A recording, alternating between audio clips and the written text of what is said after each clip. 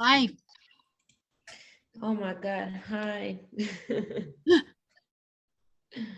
How are you? I'm good. How are you? I'm good. I'm kind of nervous. I don't know. You're kind of what?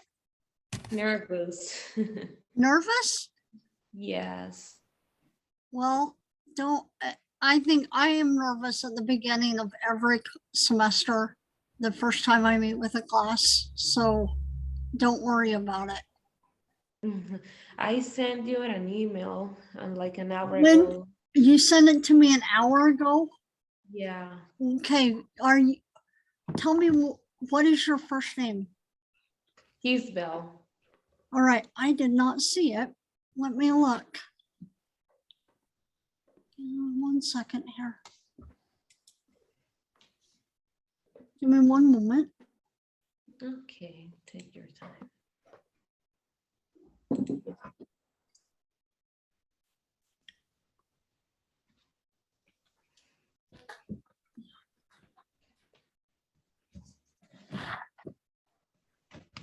You sent it an hour ago. I don't have anything from you.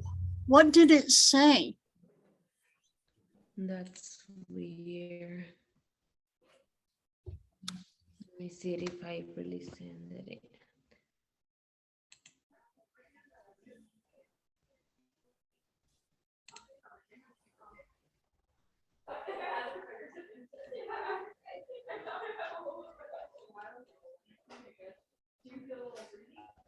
Bear with me. I will be right I back. I'm going can to give me 1 second here.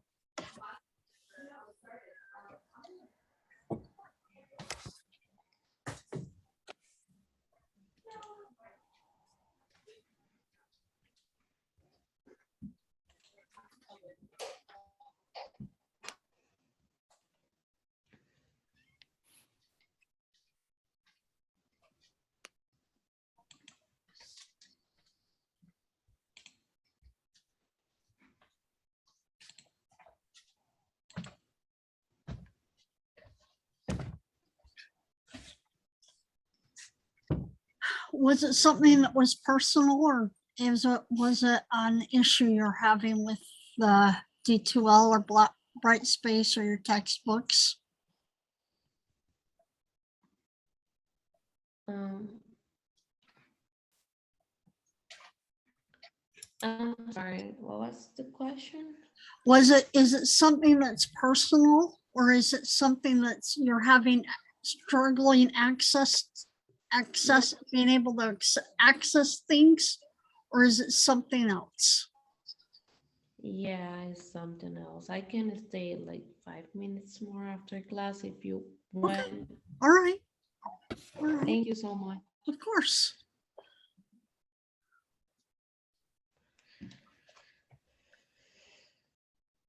I I've already gotten a few emails tonight, and I'll start this. Well, let me introduce myself first. So my name is Mary Gessel, and I have been teaching for Hack for um, about a year and a half right now. And I teach one right now. Up until this point, I've taught 121 and 122 for them. And this semester I'm teaching 121 with you, and then I'm teaching 122 on Friday.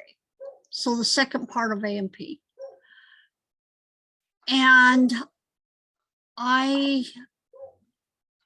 Hack is one, I'm an adjunct professor for Hack, so I teach for them I teach about 2.5 classes a semester for them.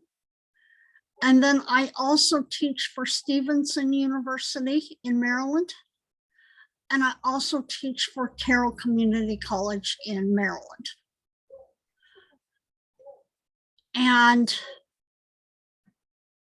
I do love anatomy and physiology. I teach general biology courses, but general biology, anatomy, and physiology are usually where I specialize most in. first and foremost,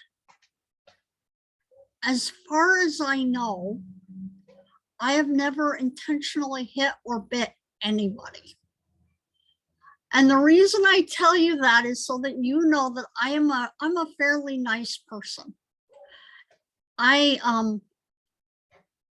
If you are struggling, I just need you to tell me. And recognize that if you're struggling, especially the first week or so, or first 2 or 3 weeks, you're probably not alone. And if you want to bring that up in class, because you are probably not the only one in the class who is struggling with it, whatever you're struggling with.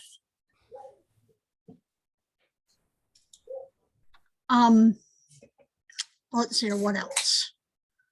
We have lab on Thursday nights. No, Wednesday nights, I'm sorry, lab on Wednesday nights, and Monday nights we have lecture. Depending on where we are between the two of them, I may do some lecture on Wednesday nights also, and some lab on Monday nights, depending on what we need. One thing that I really like already about this class is that I can see many of your faces. And I would love it if you would continue to show your face on your video. And the reason is because, first off, in an online class, the more communication we have, the more successful the class is going to be. And if I can see what your face looks like, I can almost always tell if you look confused. If I'm going, because with this class, you're going to learn really, really quickly that anatomy and physiology covers a lot of stuff. It's a very intense course. And the more that we openly communicate in class, the easier it is for everybody.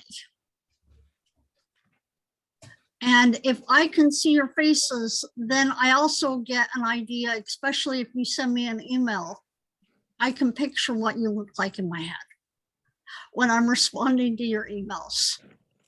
And if I'm explaining something, because we go through several topics, the last 2 topics that we cover are usually the most confusing, which are the nervous system and muscle.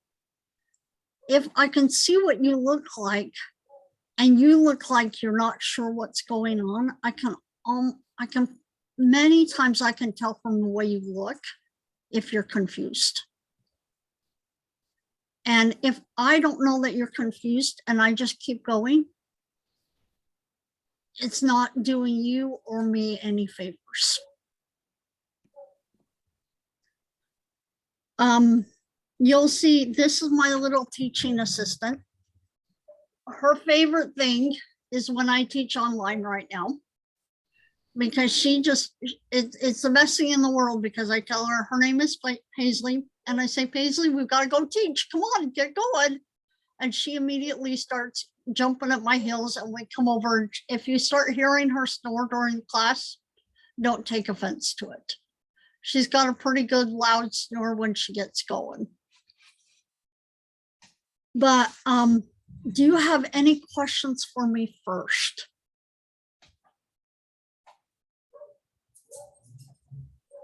No, but this is Christina. I'm trying to change my name. This is my husband has it set for his name. Okay, you're not Steve. I am not Steve. Okay. So, but you don't look like a Steve. I mean, all things being as inclusive as possible, you don't look like a Steve. Okay. Thank you. Let's look at the syllabus. And one thing so I would like to see, the more often I can see your faces, the better. I'm not going to push it with you. If you choose not to show your camera, it's not going to matter to me, because there's a little bit of a privacy thing. that I don't want to invade on. But it will make your life easier and my life easier if I can see where you're at. See you later, Mom. So I'm going to share my screen with you.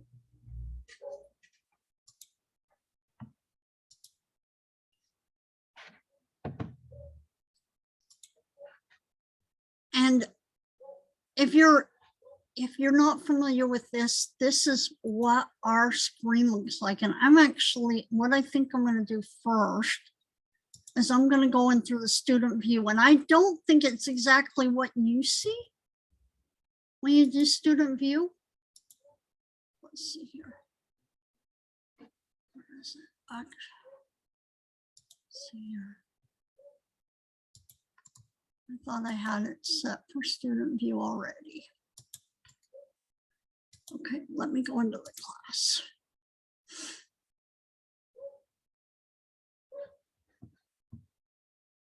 So first, let's view as a student. And I'm not sure if this is how you see it or not. Actually, you know what? Let me do something else. If we have someone who's really brave in here and is willing to share their screen, let me walk someone through where to find what they need to on D2L. Is there someone who would be willing to be the guinea pig right now and share their screen? I can do it.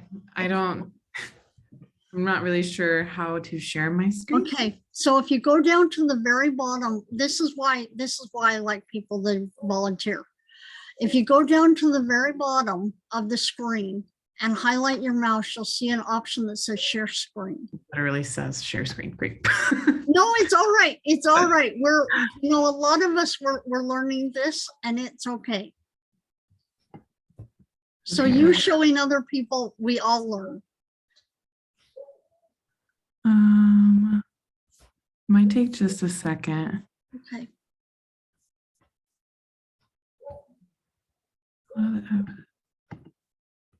Because I know that oftentimes what you see on D2L and what I see on D2L can be very, very different. Okay. Now let's see if it works. So it may give you an option of sharing multiple screens. There we go. So go to your hack website. There we are, Brightspace. And then click on our class.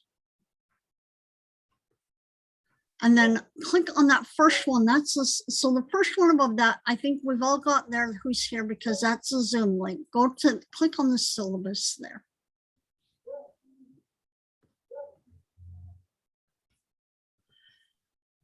So if you look right here at the very top of the screen, it says my name. Let me give you some additional information here.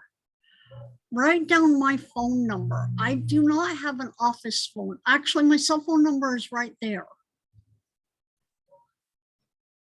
If you can't recognize first that I teach at multiple schools. And I do teach 5 days a week. And this is the first class I've had in the semester. But in 2 weeks, I'll be teaching 5 days a week. And there are multiple times, as you can see, we're having class at night. But if you cannot get a hold of me via email, please call or text me. When you send me your first email, at least tell me what your name is, and what class you're in. If you still can't get a hold of me, text me. Send me a text and tell me first what your name is and what class you're in.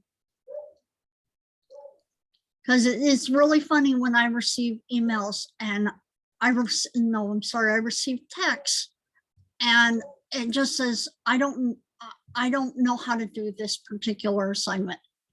And I'm trying to think, well, first, who is this? And that's what usually what I say first is, you know, what's your name and what class are you in? So do me a favor, well, the first time you text me or email me, tell me what your name is and what class you're in.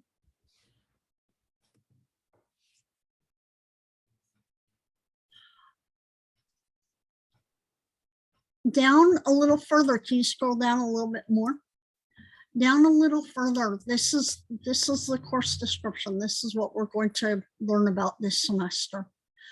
These are the books that you're required to have. Now right here, it is the 7th edition. It's not the 6th edition, it's a 7th edition. And I've already received an email from at least one student in this class about the textbooks. You should have access to the textbooks online already. You paid for it with your tuition. If you want an optional loose leaf text, you can get that, and you can get them optionally from the bookstore. But you have already paid for online access to them through your tuition. And I'll show you in a moment how to get to those. And if there's any glitches, that's when I call your publisher and the publisher of the textbooks and figure out why we don't have access. But so I will show you how to access both of those here in a moment. Actually, let me think here. Let's do that first. Is it Kara? Is that how you say your name?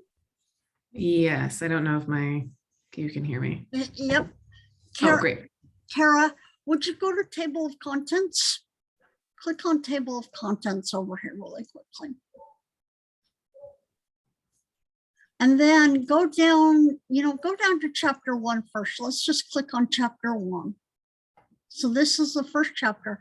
This first one is one of your first assignments. You're going to have 2 assignments per chapter that we cover in lecture.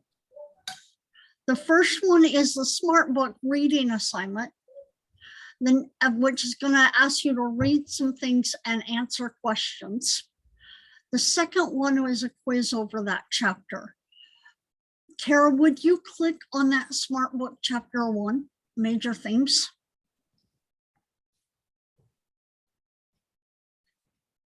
Now click launch there. I want to see what it does for you first. Click begin.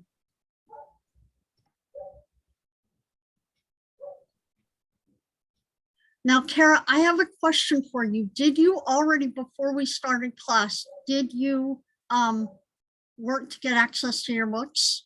Did you do something? You did? Mm-hmm. Is there someone who has not gotten access to their books yet? And you're not Steve, you're Christine.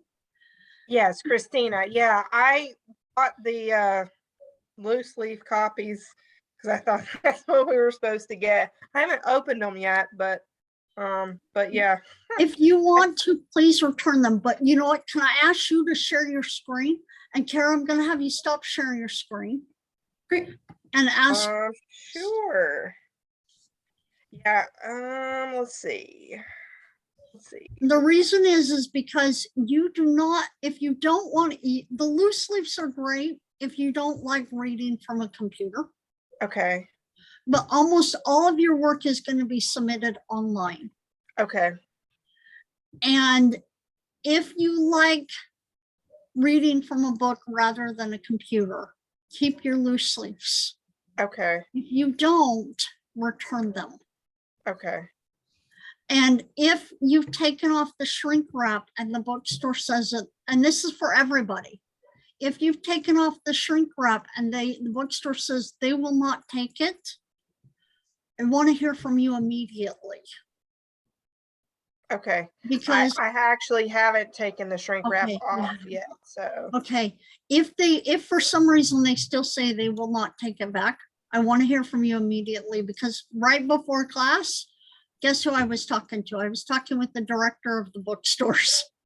Because I got an email, and the person knows who they are, who said that they had already gotten the book, and one of their friends had taken off the shrink wrap. Whether could they return it or not?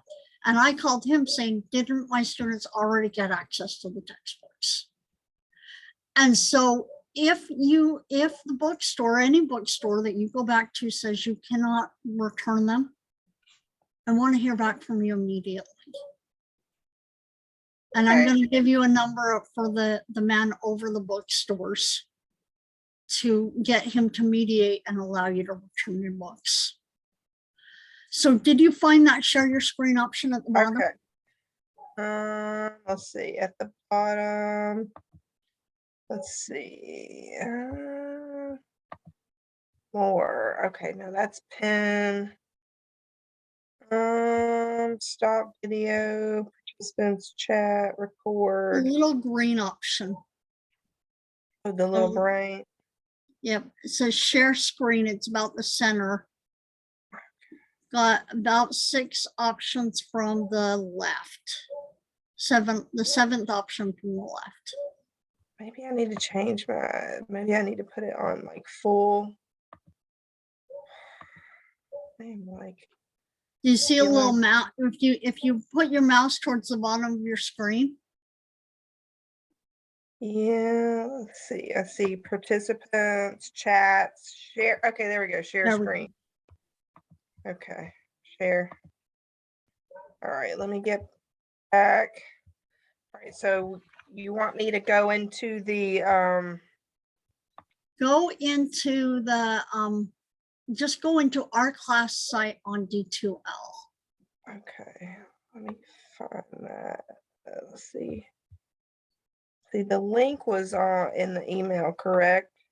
Nope. Can you get to Brightspace D2L? Go www.hack.edu. You could just click right there on the My Hack portal right there. Oh, is it in the MyHack portal? Well, click And my it's the right first there, one right there. Brightspace. There we go. Thank you. We got it. All right. This is the fun of learning how to do stuff online, which is fine. So Well, click on and then- that. All right. Click on that. Yep. All right. Now go down to that chapter 1, major themes of anatomy and physiology. Okay. And click on that one right there. The smart book. Okay. Now click launch. Okay. Okay, All right. your email to join this class, just click begin and let's see what happens. Okay. All right. So it looks like it. Confirm, create create an your account. Let's just go forward and see what it does. So it's going to ask you to confirm your email first and then make a password.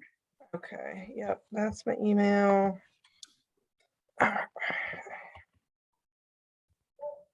One.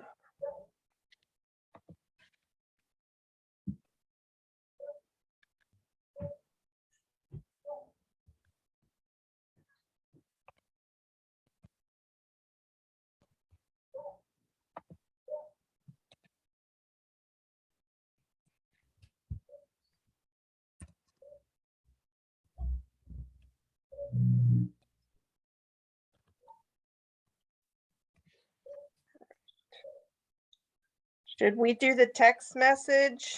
You know Mobile what? stuff? You don't have to. I honestly wouldn't do it if I were you, but that's Okay. just because I don't like receiving a lot of text alerts. Right. Okay. All right. I agree to the terms. Do continue.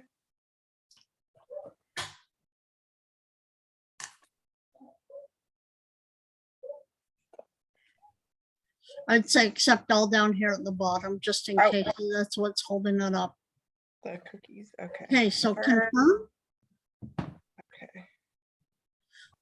So you have access to the book for the next 17 months. From right here, you should be able to do everything that you need to do on McGraw-Hill Connect. Okay. Now I'm gonna have you do something else. Okay. Christine. Is it Christina or Christine? Christina with an A. Okay, Christina, I'm gonna have you go back to Brightspace. Okay. as well. Oh, you know what? Before we do this, can you, just in case you want to be able to read your textbook, if you look down here on the left column, says read. Do you see where it says read there on the left side? Oh, on the left. Go scroll down, right there, scroll down, right next to where it says chapter 2 quiz on the left side of it. Yeah, read. If you want, if and when you want to just read your textbook, that's where it is. Okay. So now go to go back to Brightspace. So click on where it says that tab of Smart Book up there. Okay. Click on that.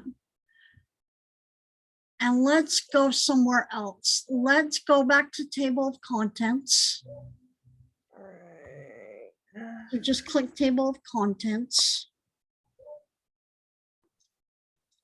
So if you look here, scroll down a little bit. Okay. If you look here, here's all the chapters we're going to cover this semester. And you will see that some of them are not in order. We're gonna do 1, 2, 3, 7, and then we're gonna do 12.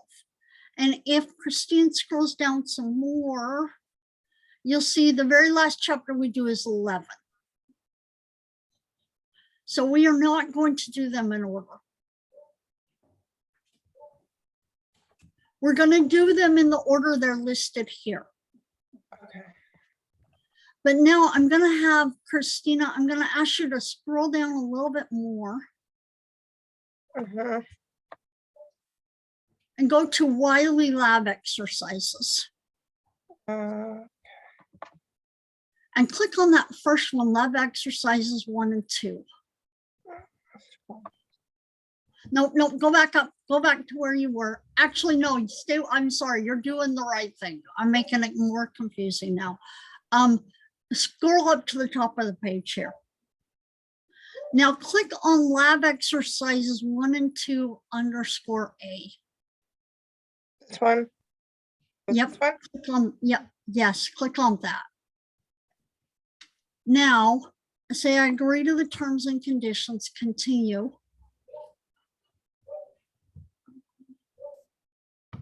See what it does. Give it a second. Would you like to proceed? I would click there, click continue. Open assignment. Okay, this allows you to start, so click start assignment.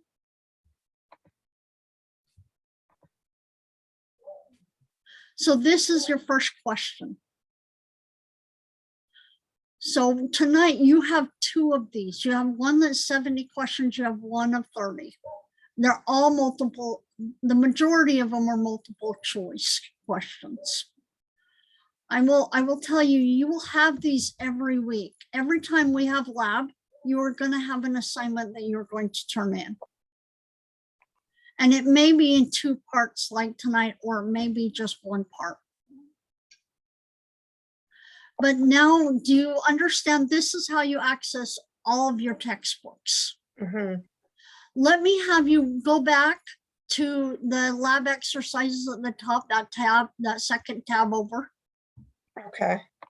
I'm sorry, we're gonna have an assignment each time that we meet, right? Yes. But that is gonna be in class, right? Say it again. It's gonna be in class, like face. I'm sorry. No, don't be sorry. So we're every time so tonight we're going to cover lab exercises 1 and 2. Every time we cover lab exercises, you're going to have an assignment like this one right here that you're going to need to complete. You may have 1, you may have 2. Okay. But they're both listed. If Christina, go back and just click the back arrow like there. and then click it one more time. See if it'll allow you back. Click back. All right, click down to lab exercises 1 and 2.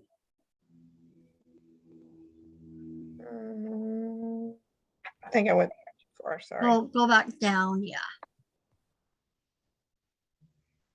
Actually, do me a favor, click that top lab exercise. No, one over or there. Scroll down here.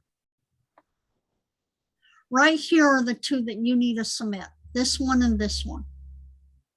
A and B. Yes.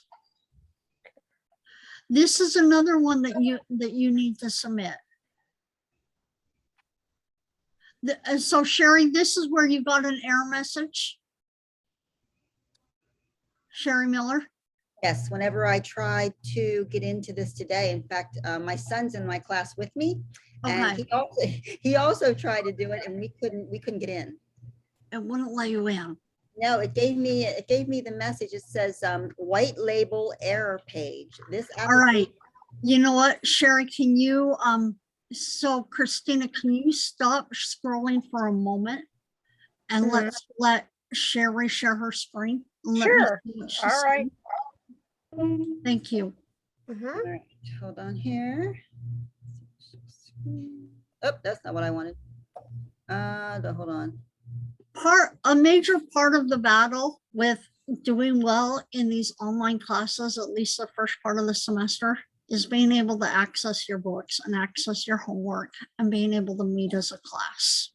Right. Okay, hold on. And that's why I prefer to get this hurdle done with as quickly as we can. Okay. Okay, so I've got it up. Why, when I hit share screen, am I getting something totally different here? Hold on. Sorry, homepage. That's not what I want. No. Here we go. No, is that what I want? Just share. Are we good or not? Okay. Everybody see that? Yep. Go down to Wiley Lab exercises. Lab manual. No, not that one. You're right we there. go. All right. Exercise 1 and 2. Yep. Do that. Okay. Right here. Yep. Yes. Okay, so I did this. I agree. I continue, and this is what I get. Oh, wow. All right. Yeah, I know. All right, let's see here.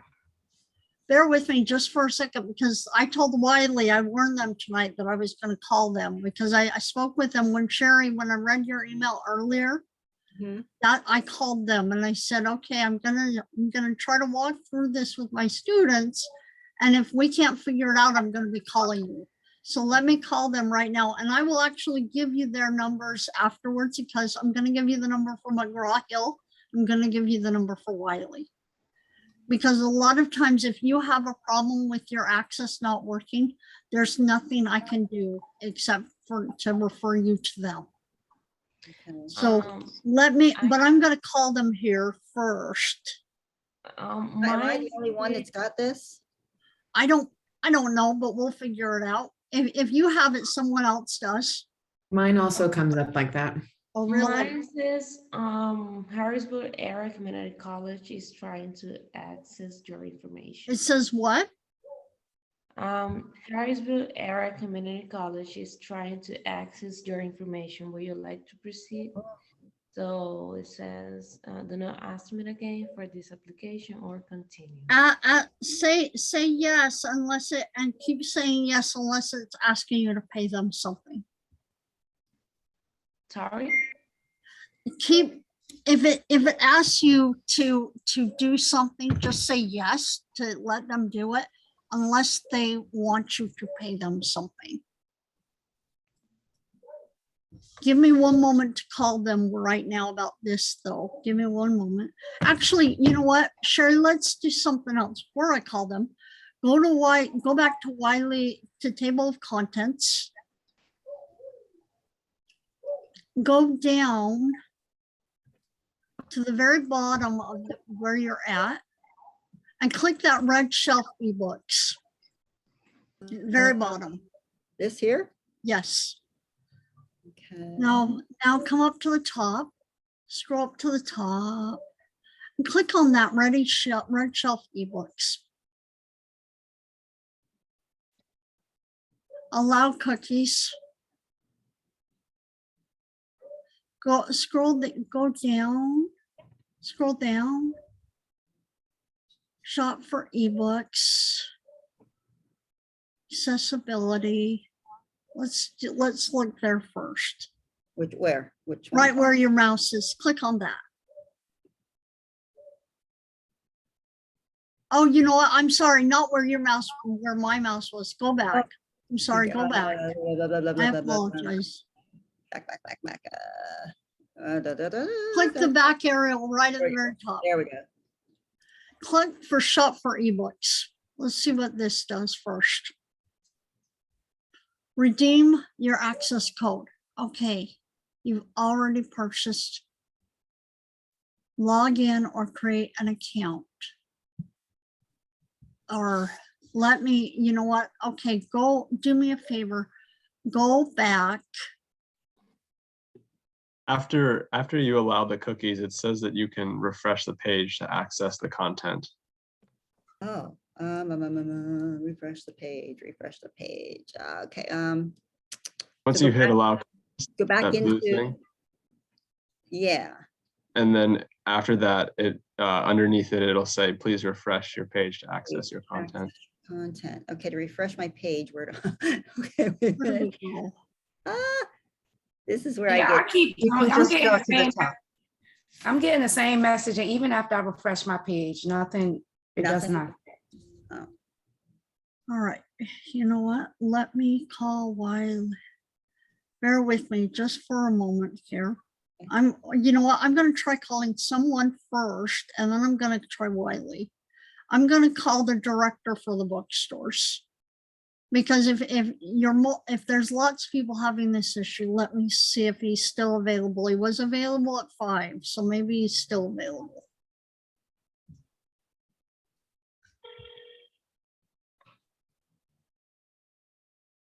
Lackluster Bookstore. Hi, Jim Groff. This is Mary Gessel again. Oh, hold on, I will get it. Oh, thank you. And that thing about the books being able to be returned, is that with any class or just your class? Hello, Mary. Bear with me just. So I have my students online with me right now, and I have a student sharing their screen with me. And Right. at least 2 of them are getting this message when they try to go into the Wiley textbook that says a white label error. And Okay. do you have any idea what that would mean? No, I will get in touch with the platform and Wiley. I can Okay. send them an email. If I called Wiley tonight, do you think they'd be able to resolve it, or are they gonna wonder? I doubt if they're gonna. Okay. You said it was a white error. Sherry, can you go back and click on that site again? There's a white label error. Yeah, so click on table of contents again. And then click on that lab exercises 1 and 2. Go down, Wiley lab exercises. Now click on that first one. And then you scroll up. And then click on that first one, lab exercises 1 and 2. And then click I agree to the terms and continue. And so it says white label error page. This application has no explicit mapping for errors, so you are seeing this as a fallback. White label error page. Okay, so I will send an email. I'll CC you on it. Okay. Again, to Rachel and to Wiley. I don't think calling would be, I think they're going to be monitoring emails quicker than phones Okay. right now. And hopefully we'll get a response tonight. If not, it'll be, should be very early tomorrow.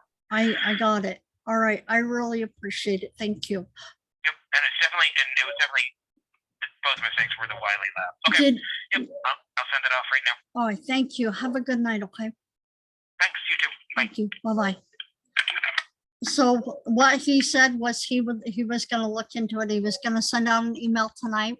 If he got a response tonight, he'd let me know. But it will be early tomorrow if he doesn't get a response tonight. Let's, were you able to get on McGraw-Hill Connect, Sherry? Yes. Okay.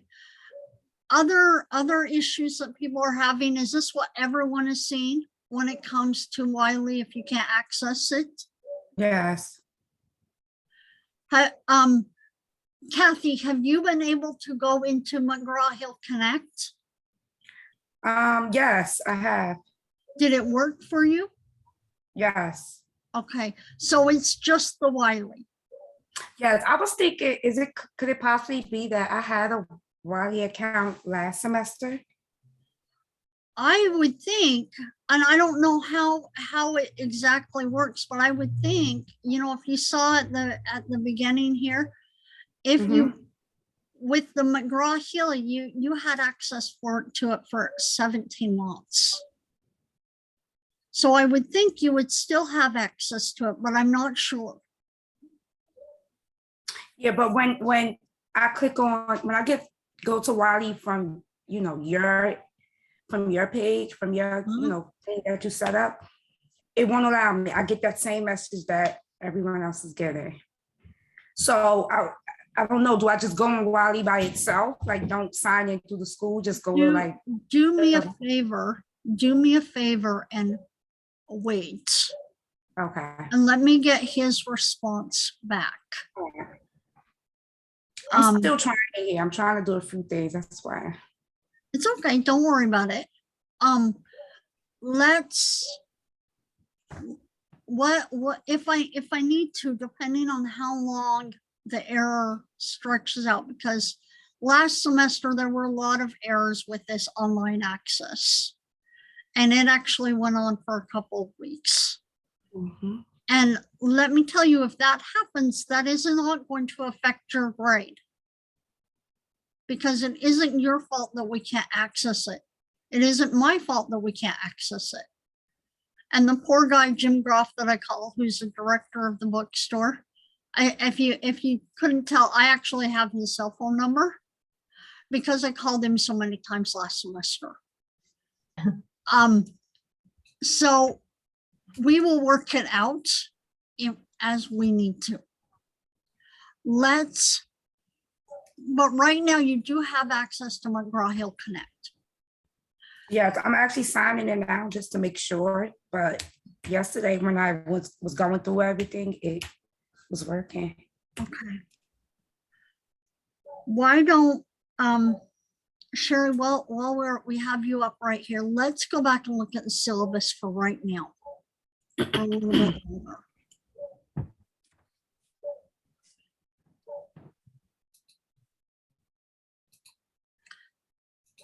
So I'm gonna have you scroll down.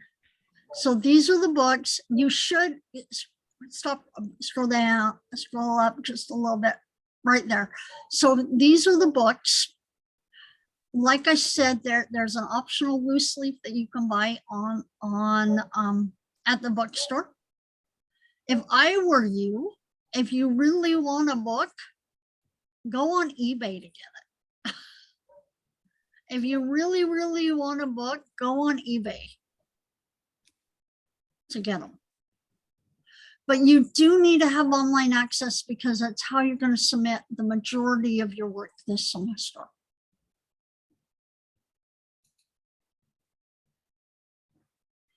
I have a quick question about the book. Okay.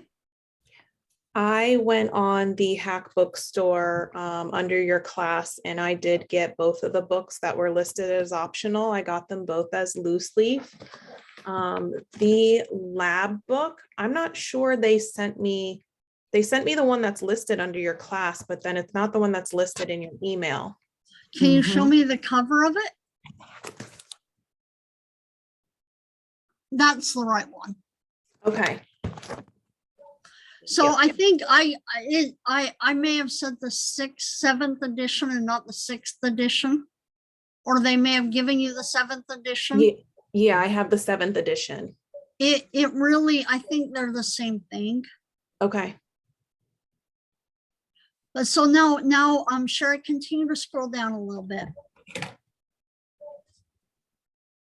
So additional supplies, if you want them. Well, obviously, you do need an iPad, you do need a tablet. On the idea of being online, your participation every week is required. Plan on setting aside these 6 hours out of your week every week if you plan on staying in this class. I should probably take attendance tonight. I will take it again. If for some reason your internet one night doesn't work, send me an email and tell me. But I do understand that the internet service does not always work. And so yes, I'm saying that I want you here every week. But I do understand that internet services go out. And we may have a time sometime this semester where Hack's Zoom dies. And we will work it out as that happens. It did happen at least one time last semester. So I do want you here every week, but I do understand when you do have internet issues and you can't get on. So communication, I'll communicate announcements and news events by displaying them on the D2L course homepage or via email announcements. Make sure that you are checking this page daily. Make sure you're checking your email daily. Scroll down. Additionally, emails can be sent through your Hack email.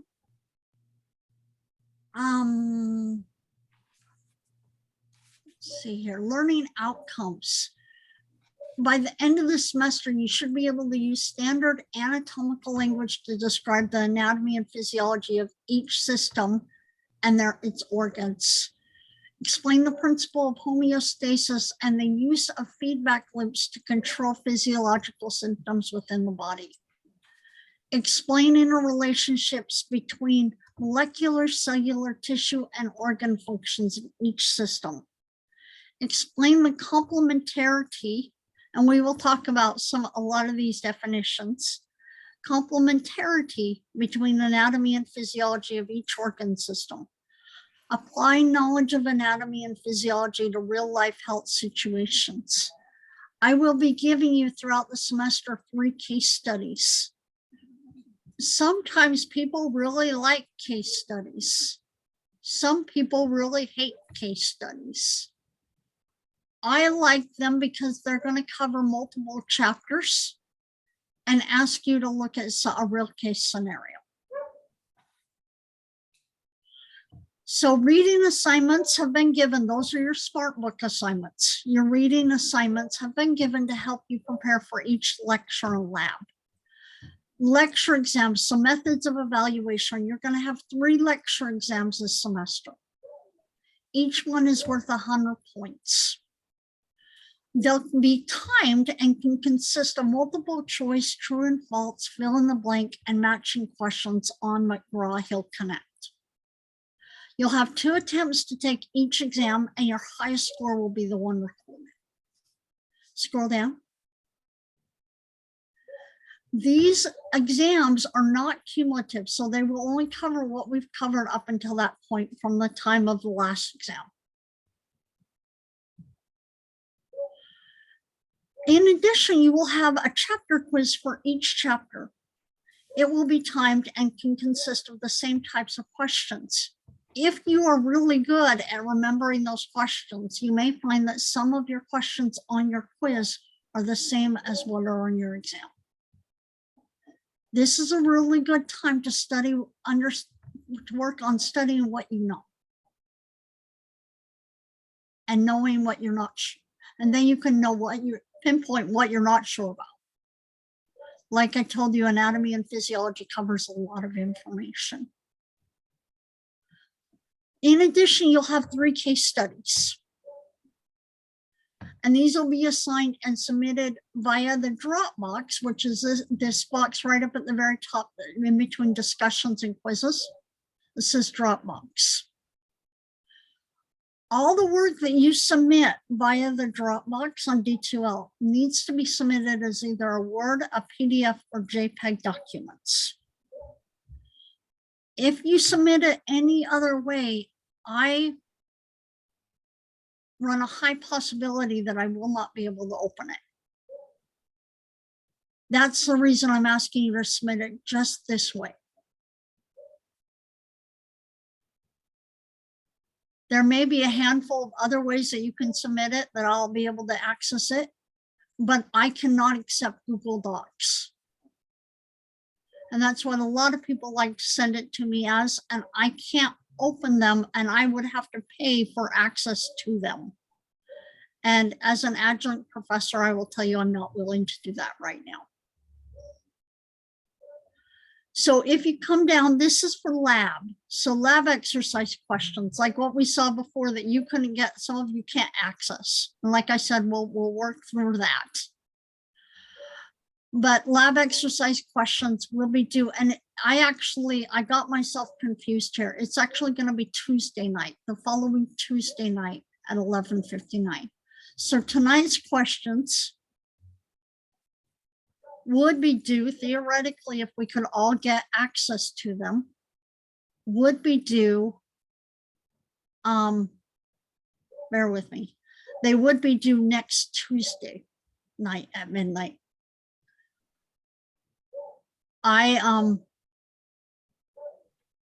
Until we figure out why some of you can't access them, I will extend out the due date until then. That's why I'm saying do not worry about it. If you can't access them, we just need to figure out how to get you access. Someone just asked a question about the Word document, and I saw that in chat. What was it? Does our Word document assignments have to be in a certain format? Because my last college requires everything to be in APA format. You don't need to have it in an APA format. And these aren't going to be long essays. If you use sources for your case studies, and we can talk about this more when I first give you your first case study and assign it, don't write it in APA format. That's a lot of work for what these are worth. It just needs to be and what chances are what it will require is a diagram, an essay, a short answer question, but do not write them in APA format. If you're not familiar with APA format, don't worry about it right now. APA format is how they write scientific literature. And that's how it's typically published. And it's a lot of work for what these are. So do not worry about it right now. I'm not going to require anything you submit this semester to be in APA format. Does that answer your question, Christina? Oh, that was not Christina's question. That was Samantha's question. Christina, back to the extra needed supplies. If we don't have an iPad or tablet, you know what? If you're on right now, Christina, you have all you need. Okay, wasn't sure if we were supposed to be like drawing or doing something where you needed like touch capability. Nope. If for some reason, no, and you'll see, I don't have touch capability on my phone. I don't have a touch screen. No.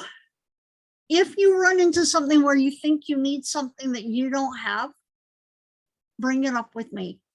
Okay.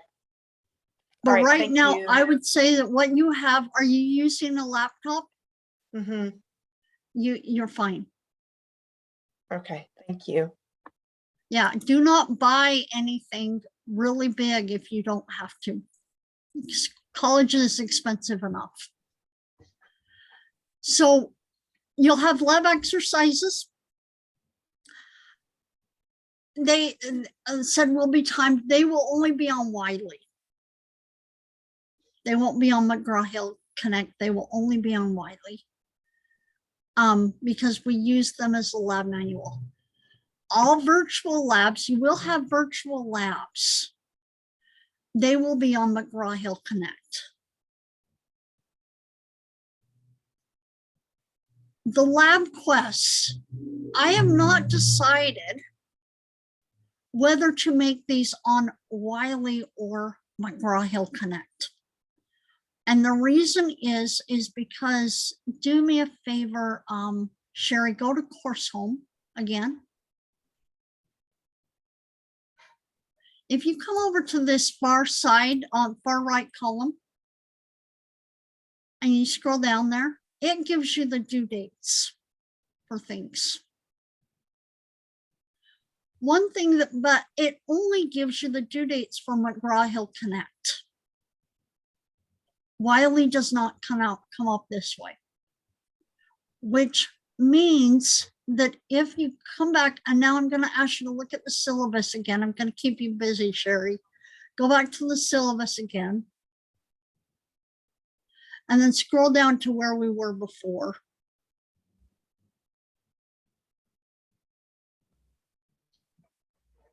What this means is that the only way for you to know the due dates on the lab quests, if I do them through Wiley, is to look at your syllabus. Or be able to pay attention in lab every week and remember.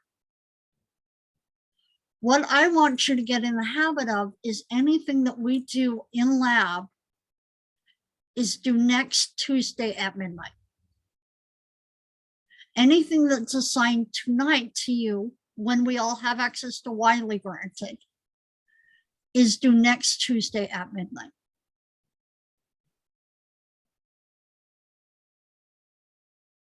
I know that doesn't always work for people.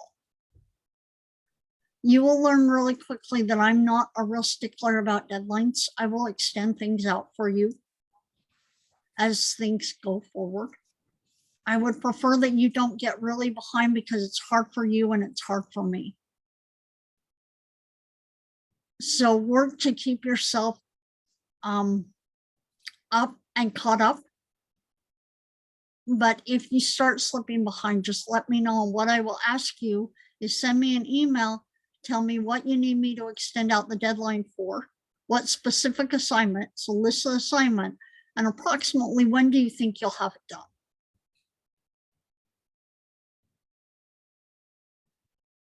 Like I said, I'm a fairly nice professor. I've never intentionally hit or bit anybody. So you just need to be honest with me. Tell me, you know, if someone, because if you haven't noticed, the COVID Omicron variant is getting people big time lately. It's making a lot of people sick. My mom and I are roommates here, and you realize she's quite the asset to me sometimes because she's also a retired nurse practitioner. And so she can talk about clinical things that I have no idea what she's referring to sometimes, and I learn a lot. But so when she's available, she'll be a good asset if you ask me any really interesting questions. But the reason I brought her up is because we just recently, about a week and a half ago, had a friend die of the coronavirus, the Omicron variant. And so if you get sick with that, I just need you to tell me. Keep me updated and tell me what's going on. I know a lot of you have families, a lot of you have children. If someone ends up in the hospital, just tell me. Tell me I can't be to class tonight because I have to take so-and-so to the ER. Just tell me and I'll understand. Thank you, Justin. Yeah, it was really quite sad because she wasn't very old. She was 62, maybe. But so just keep me updated with what's going on. If something becomes a struggle, just tell me what's going on and we'll figure things out. So the material for the lab quests will either be on Wiley or McGraw-Hill Connect. And I don't know which one is better right now. I think students, because all of your lab material is coming from the Wiley manual, it's probably better to use that as your format for these lab quests, which are essentially like quizzes that are going to cover multiple lab exercises. Does that make sense? So it's like a mini exam for covering lab exercises. Your lecture exams cover the chapters we cover in lecture. The lab quests are analogous in that they're going to cover a group of lab exercises. And you'll have 5 of these throughout the semester. They're not as long as exams are. Is this clear, what I'm saying so far? Are the lab quests the lab quest quizzes? They're like longer quizzes.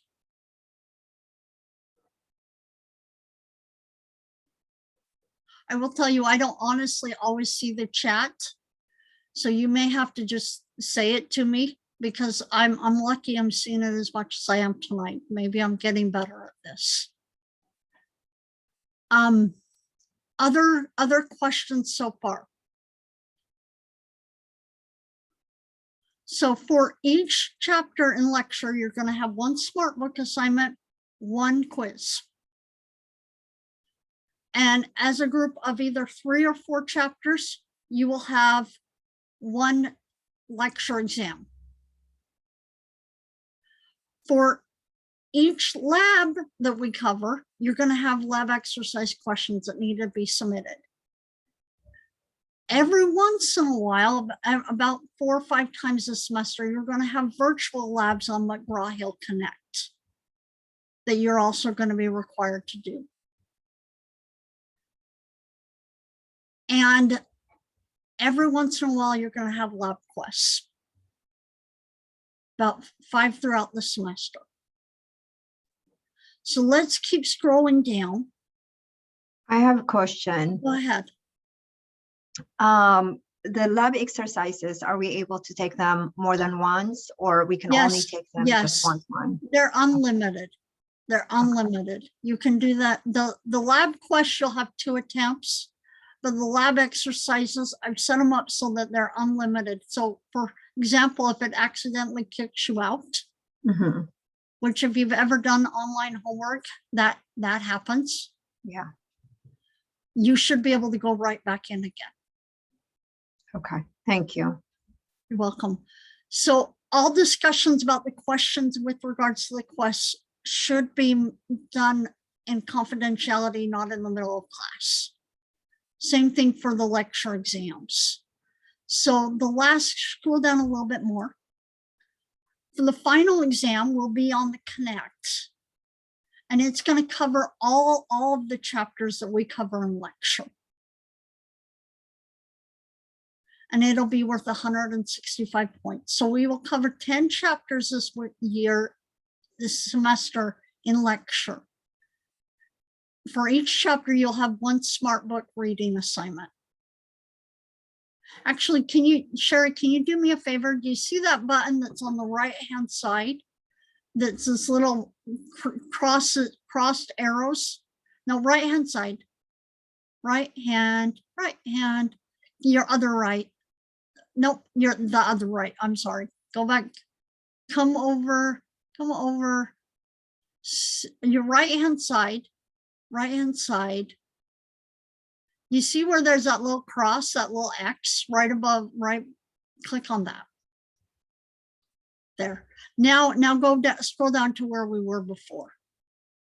You're going to see that this is easier to to use, easier to see. So right here, so smart book assignments, 1 per chapter. Quizzes, 1 per chapter. Lecture exams, you'll have 3 over the semester.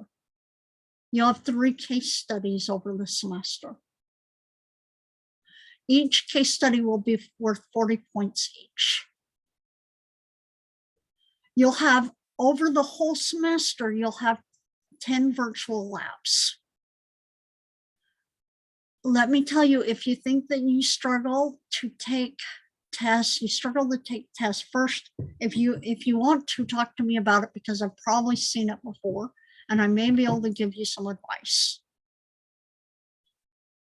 But one thing that you might want to do if you're worried about what your grade is, all this other work that's not exams or lab quests, get that stuff done. Because that will buffer any exam grade you have. Do you understand what I'm saying? So do all this other additional work besides exams. And you will most likely find out that you will do better in this class than you realized.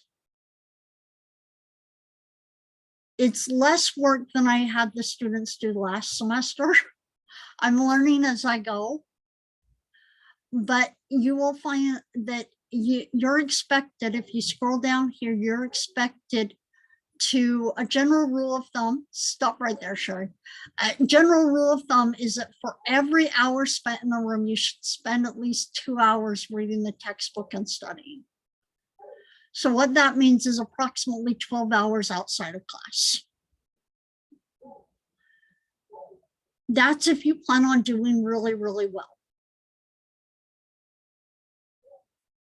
For some of us, it may be more time than that. For some of us, it may be less time than that. If you don't think that you have at least an additional 6 hours to put into this class every week, besides the time we meet, this is probably not the right time in your life to be taking this course. Like I said before, it is a very involved course.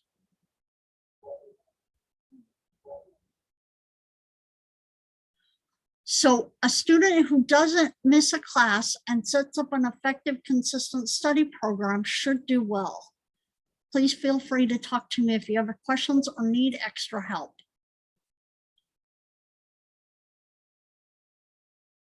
Attend all lectures and labs.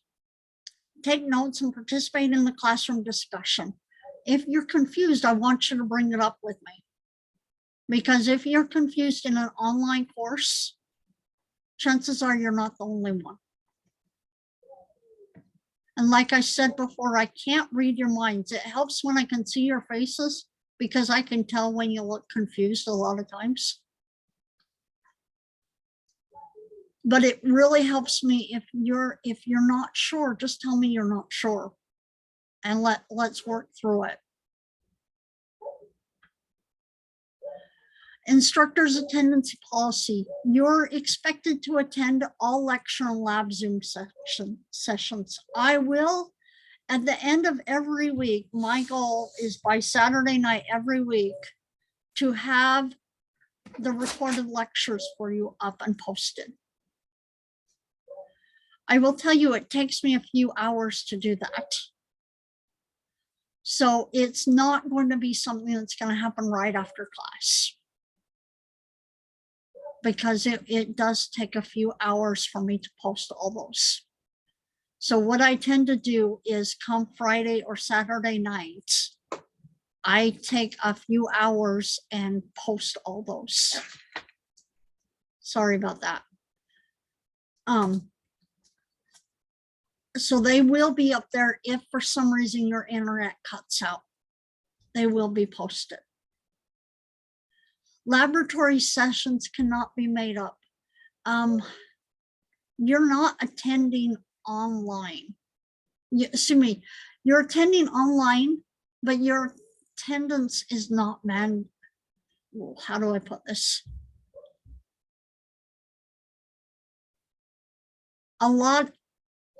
of your points is going to come from filling out those lab exercises for lab. You will see if you scroll back up, Sharon, will you scroll back up a little bit more? Scroll back up a little more. If you look here, so the SmartBook, I'll show you how this is divvied out and how it's separated out. SmartBook assignments, chapter quizzes, lecture exams, case studies, and your final exam are all part of your lecture grade. Your virtual labs, your weekly lab exercises, and your lab quests are your lab grade. So approximately about a fourth to a third of your points for the semester are coming from lab. The rest are coming from lecture.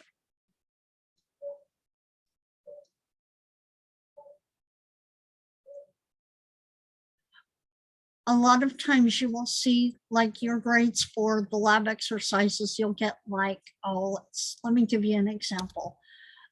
Your score will be like 8.83 out of 10. I'm going to round it up to a 9. If it's 8.1, I'm going to round it up to a 9. It's easier for me to not have to add up decimals.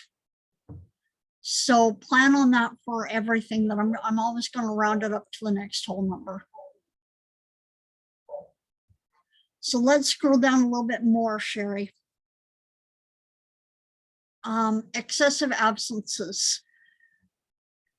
I can't, if you come to class and you turn on your you turn on the Zoom session and you walk away, and I can't see your face, there's nothing I can do. I can tell you that lots of people will start doing that by the end of the semester. And there's nothing I can do. It's kind of your loss. If you don't get what we're doing in class but you're not attending, if you just if you just come into the meeting and then walk away, you're not really attending. Does that make sense?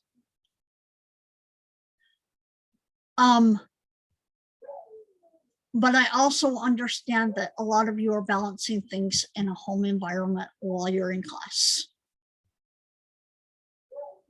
But try to be present mentally as much as possible. An excused absence, just tell me, keep me abreast with what's going on. Somebody ends up having to go to the hospital, you end up getting COVID, something else happens, just tell me. We'll figure it out. I can tell you that at least every semester since the pandemic started, I've had at least 3 or 4 students per class who come down with COVID. And thankfully, I haven't gotten it yet. And I've been teaching face-to-face since the semester since the pandemic started. But I do recognize that there are a lot of people getting sick. So just keep me on top of it and let me know what's going on. Okay, so scroll down to the makeup policy. If you need me to extend out deadlines, just tell me. I'm not gonna dock your points. I think especially in an online class, I'm never gonna dock your points for late work. And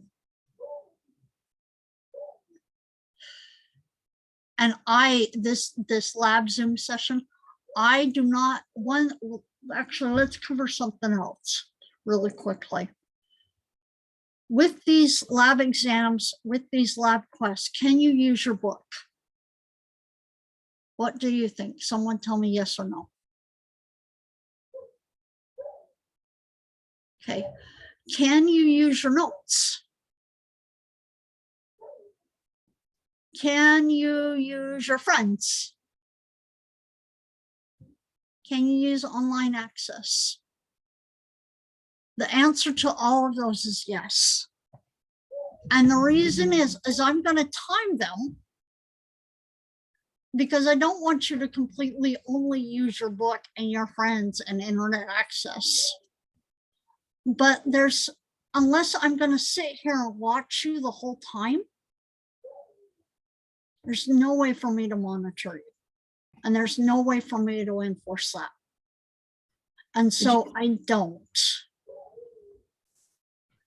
I would, use what's available to you. As my mom will tell you, a lot of adult learning actually has to do with being able to find answers in your book.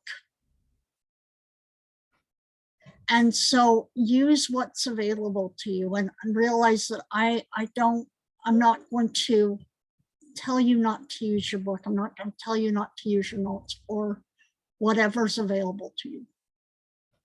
You're going to have a random pool of questions every time you take the quiz or exam. And so your questions are going to be different from someone else's questions. I give what I do when I set up your assignments, your quizzes or your exams is I give it a series of questions and I say, select this many random questions. And that's the way you get your exams. That's the way they're set up. I'm not anything that I can't enforce with you, like using your notes or your book, I don't stop you from doing. Because if I did, there's going to be somebody in the class who's going to use, most likely there's going to be someone in the class who is going to use their book or their notes. If I say, don't do that. And it puts everyone else at a disadvantage. And I just don't think that's a fair thing to do to people in a class. Most of us try to be honest, good people. So I'm not going to try and enforce something like that. Legwork policy. You guys, like I said before, just tell me. I'm not going to penalize you for it. I just need to know. Scroll down, withdrawal policy. I don't know what the withdrawal date is for the school, but I know it's before the midterm grades are due, or about the same time that midterm grades are due. Cheating, plagiarism, interference, buying or selling. I will tell you that when you turn in a case study, if your answer is word for word the same as someone else's, it's going to call into question how you both got the exact same answer. I had a student last semester who took 121 who got, I don't know how she got it, I don't know where she got them, but she got all the answers for the case studies from the site that I get them from. And they were word for word the same. She ended up, fortunately for me, because I really didn't want to bring this up with her. Fortunately for me, she ended up failing the course because she didn't do well in the exams.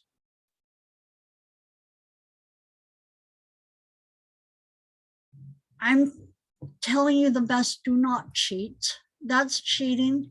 If you're not sure, that's cheating. Plagiarism is also, it's in that same thing as being cheating.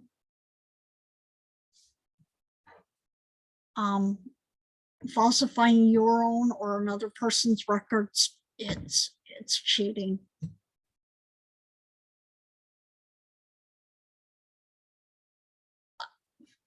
Do me a favor, don't make me, I would prefer to never have to bring it up with students. I don't like calling students out. And a lot of students who I do find who have copied something are not intentionally doing it to get it because they recognize it's wrong. They're not doing it because they recognize that it's wrong. But as a professor, my job is also to call you out on it if you do it, because I'm trying to teach you not to do it. Any questions about this academic integrity? Okay, and I know there was a question in the chat. Can anyone clarify open book? Just writing down the right thing. It's open book for everything.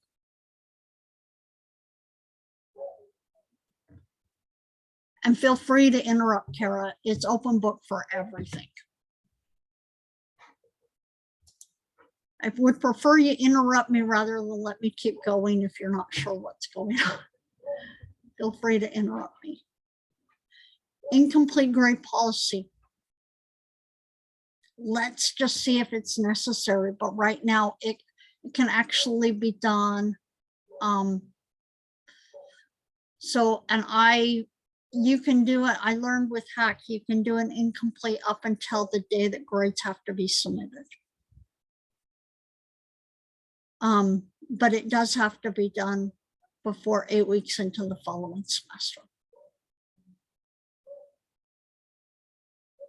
I'm sorry, did you say that it's open book for everything? Like Open book for everything. even for the test? Mm-hmm. Yep. Yes. Because how am I going to enforce it? How am I going to tell you not, unless I sit here and watch you and make sure you turn on your cameras, every one of you, how am I going to enforce that? Oh, okay. I mean, I do know there's lots of, they are timed. They are timed. And I do know professors who say that, and there's no way to enforce it. That's true. So I'm not gonna do that to you, because I've had an experience in my graduate school studies where I had a professor say that, and I ended up doing actually really poorly in the course. And over the next 2 years of that school, I learned how many people cheated to make it through that course. And I can tell you it was one of the most awful experiences I've had in a long time.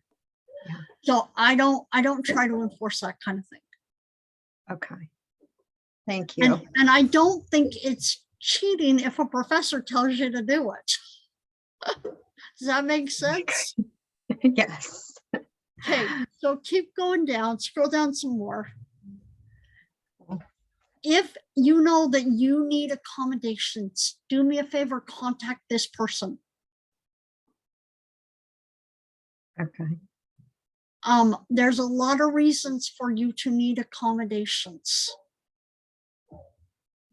You know yourself better than I do. Contact this person, put me in, put my name in there and say, this, my professor told me to contact you.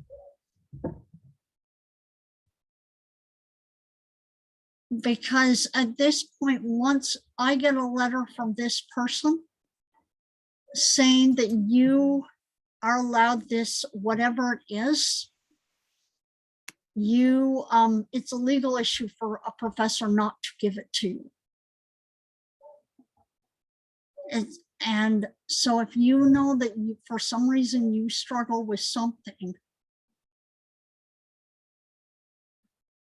I need you to communicate with this person. You can tell me, and then what I'm going to do is tell you to tell them.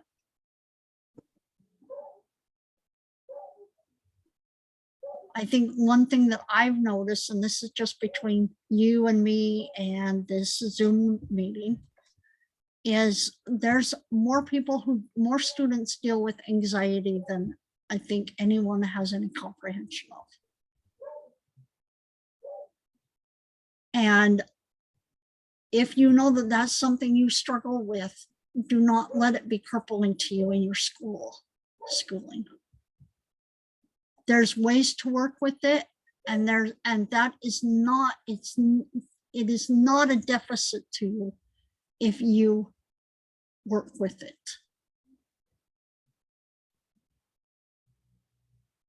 I think if you've noticed, we have a lot of ADHD in the society right now, if you've ever noticed that among your peers or your friends. If you look at, let me give you a couple examples. Thomas Edison showed all the signs of being ADHD. Albert Einstein. How many of you have heard of Albert Einstein?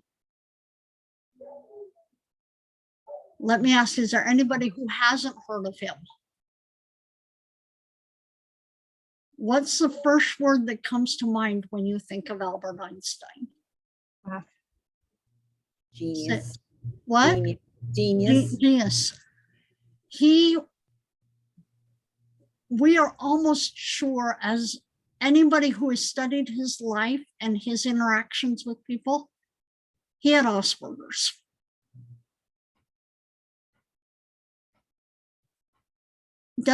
So if you need accommodations, does it mean something that is wrong with you? No, it just means that you're somewhere different. You think differently than the rest of us do. Is that a disadvantage to you?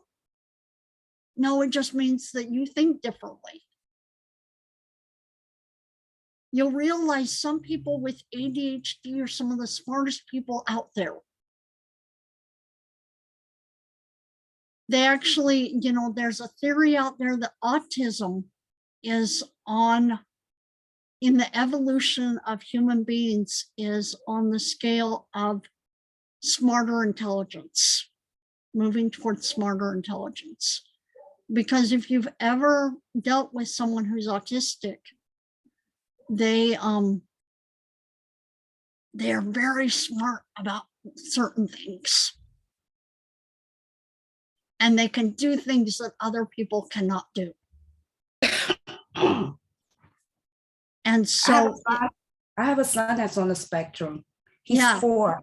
He's 4. He'll be 5 in May. He can name every planet, everything about the solar system. He don't watch this on TV. Like he picks it up. Like even now with sports. Like Wow. I told him, I'm gonna wait a couple of years and I'm gonna start betting on games. He know all the stats. He know who's gonna win. He'll tell you. He'll look at it and he's so smart. He's so smart. He just can't, communicate back and forth. Like he can't have like a full conversation with you back and forth. But he's Well, so and I think it, one thing is anything that says that involves this ADA, or says this person thinks somehow outside of the norm. Well, someone tell me what normal is. Because I don't think anybody really fits that. And so do me a favor, if you know that you're struggling and this is your first semester, make your life easier and my life easier by contacting this person. And if they can't help you, come back to me and let me see what I can do. But let's keep moving forward, go down a little bit further. I don't think you guys are great with this Zoom etiquette. I don't know if there's really anything we really need to worry about here. You can see I'm skipping through a lot of this because I don't feel like it's really vital to read all of it. So scroll down. Scroll down. This is what we're going to start working on, is the schedule here. What time is it right now? It's 7:20. First, are there any questions? I don't have a question, but I did want to address in the chat a little earlier on. Someone said that they were able to access the lab exercises by changing over to Google Chrome. And so I was trying that out while we were discussing things, and it didn't work on my iPad, but it did work on my laptop by Oh. going through Google Chrome. Then I was able to that's what I go did to too. Brightspace. I take no credit for this idea. It was Elizabeth and Yeah. Kathy. Thank you, Elizabeth. Thank you, Kathy. Mhm. But it did. I like it started working for me. So just wanted to let you Why know. don't you, Sherry, can you try that right now? Can you go into another web browser? Because I think we've got the majority of the syllabus here.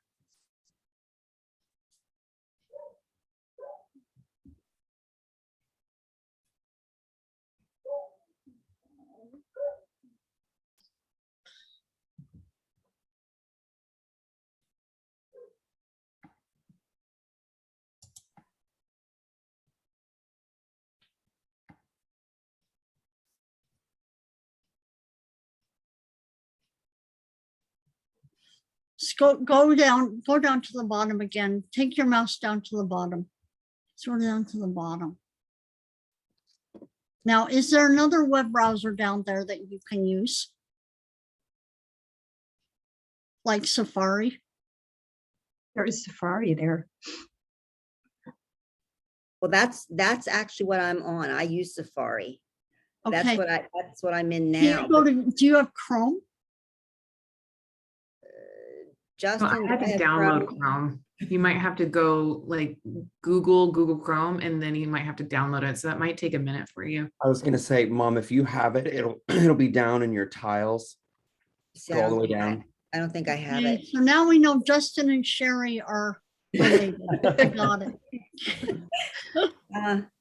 No, I don't I have don't it. think you have it though. We didn't install it, Mom. So we'll have to do that. You'll have to install. Okay. Okay. Yeah, just, you know what, do me a favor, put it in right now. So go to Chrome. See, so type in Google Chrome. Oops.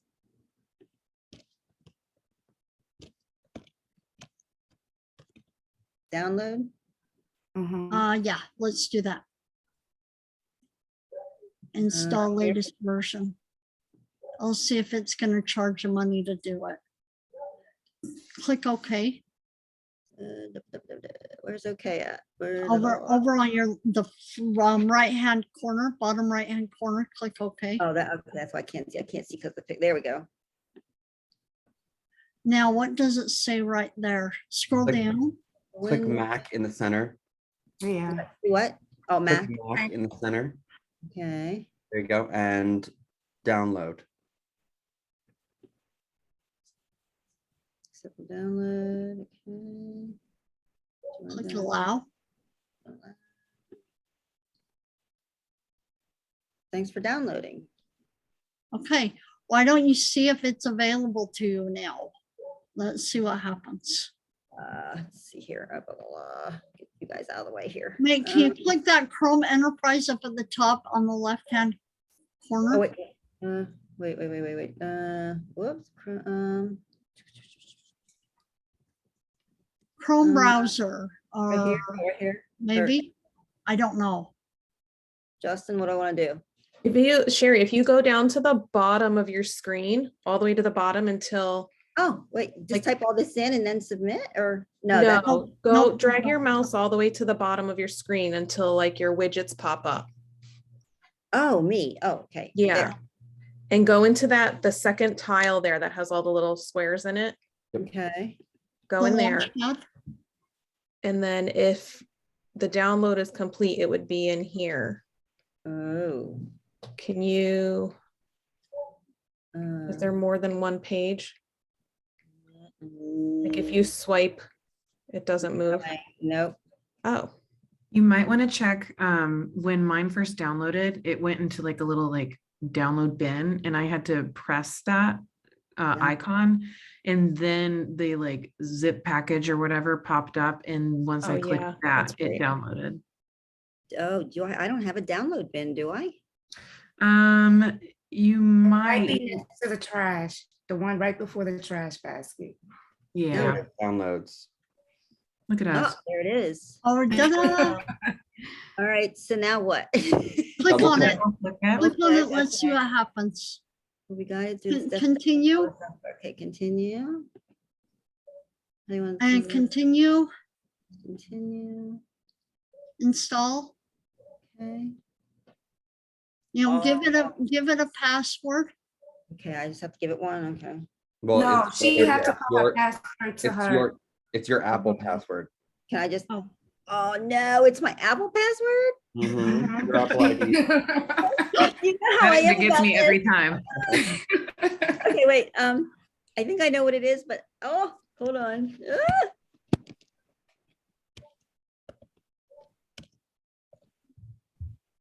I'm holding my breath for you. Oh, no. All right. Yeah, everybody needs to add that to their homework list to download Google Chrome.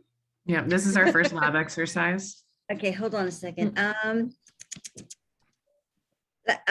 be right back. Hold on.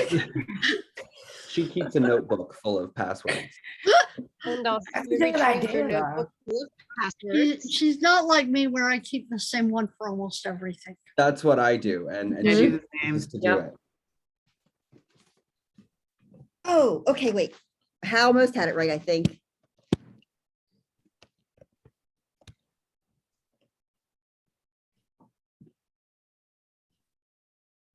Oh, come on. Come on. You have your cat locks on, maybe? No. I know I changed it and I had that. Why didn't that not work? That's what I have written down. Is it sure it's the Apple ID? Mhm. Yes. that's Yeah. the password. Yeah, like your iCloud password. Well, not your Apple ID. To get into their computer, you must have a password on your computer. They want See, that. I didn't think it was Apple. Yeah, they Okay, want that. Yeah, it's like your password. iCloud, like Oh. iCloud account password. okay. That is written down. I gotta think. It's written on a book. It's written on a book. Oh, this is awful. Hold on. I guess she has her computer locked so that can't anyone get into it. So they asked them for the computer password to get into it Yeah, today. I'm guessing it's like putting stuff on my phone because I Mhm. don't. This is awful. I actually know what book it's in. I just gotta find the book. Justin, it's that journal that you bought me when we first started school. It's that nursing journal, and I had Oh. it.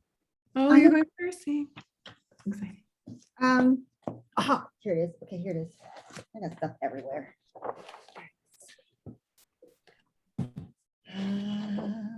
Okay, okay. Please, please, please be it.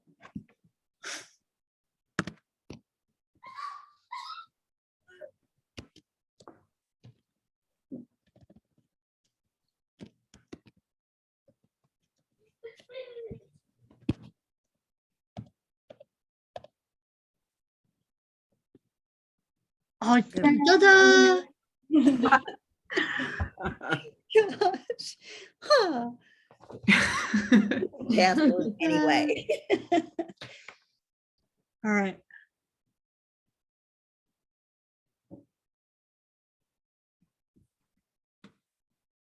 Less than a minute.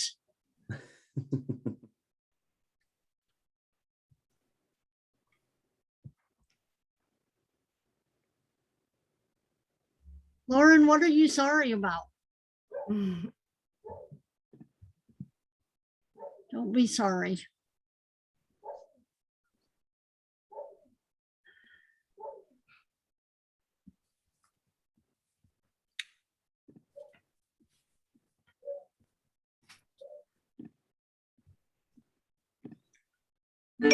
All right, good, awesome. Okay, so click close. Let's see if we have it now. What's, do you want to Move, move? You know, move I the would, installer to the trash, What? right? Justin? You want to What? move the installer to the trash since you've used it, right? Okay, so go ahead and do it. All right, whatever. Okay. All right, so now. You should have Chrome. I'm sorry, Kara, that happened. That really kind of stinks. Chrome. Go into Oh, your is it- launch Try pad. the box with all the squares. Oh, I Yeah, forget. try that box with all the squares again. Mm. Where is Why it? does it say other? That's Well, so go to confusing. downloads again next to the trash and see Ah. if it's there and open Oh, it. okay. Oh, no, it's not. No, there it's not. Where is it? Where did it go? Well, Do you have a search bar? Yeah, you know what? If you go to the search bar at the top right, you can possibly, you can try and see if it'll show up Well, on okay, your. how do I get out of it? Okay, wait, You hold know- on. Okay, wait. Search bar up to the right. Wait. So you have your Wi-Fi signal. Okay, no, wait. Do more with Chrome and there's do more with Chrome browser cloud management. Explore browser management. What? you're in Safari. Get out of there. Oh, get out of there. Okay, get Yeah. out of there. All right. Can you go to file? Go at the very top there. No, scroll over. Where do I want to go here? Do you have? I just don't know apples. Go over a little bit more. Go over a little bit more to the left. Left. Keep going. Go to the apple symbol. Now, is there something there? Where do you go to find other tools besides the ones that are in your pad? And now? so I Do I just want did se- it do I on my want computer. settings? Settings? Do I want settings? I mean, I don't. Well, I'm not No, sure there's why a- I'm not sure why your Launchpad doesn't have a search bar. Like that's like you should have like your FaceTime, Safari, all of that Right. should be in your Launchpad, and I don't know why it's not. She does have a Yes. like a magnifying glass up in the top right corner of her desktop, right next to the time and her Wi-Fi signal. When I just typed it in, There my it is. Google Yep, Chrome did show right. up. Where, where? Mom, up by Right, your battery, Oh, by there. the date, right Yep, there. right Yep, there. Click that. search Chrome. Search. So if it's not there, then it might have not downloaded properly. Okay, go to click Google Chrome right there at the top. Yeah, Where? there it is. Yep. Now There it's it is. There it is. Now Bouncing click down on there. that down there. Do you see it? Yay! Awesome. All right, now go into www.hack.edu. Wait, what? Get Where do I- started first. Up here? Uh-huh, Your bar, yeah, Right. right. right where you would normally type in the Search bar, website. there you go. Right here? Just a little bit farther over to the right There. there. There, right here. Okay, what do I want to type in? www.hack.edu.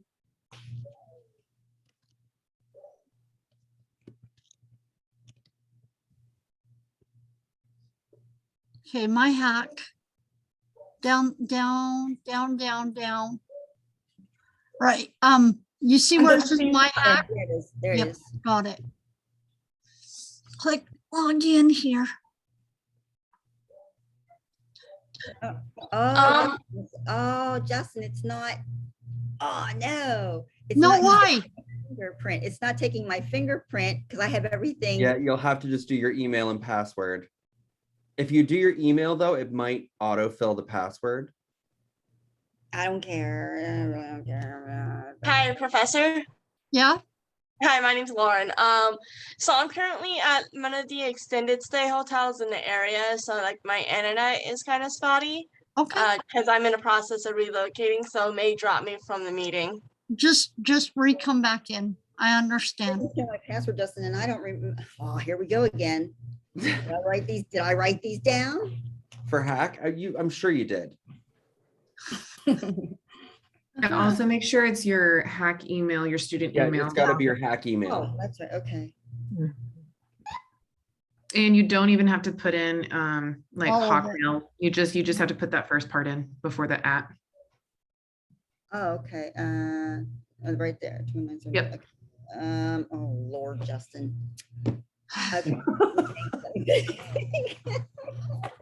This is so much fun. Wait. Okay.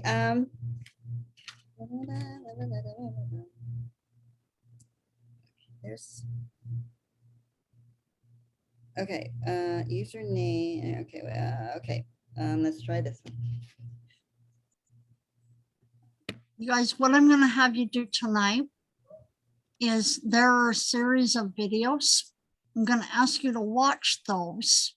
There's also a PowerPoint, so click save, Yeah, there and you go. that'll save you some grief. Now There you click go. the right space. Now go into our class. Let's see what happens here. Go down to the Wiley Lab exercises right there. Scroll up.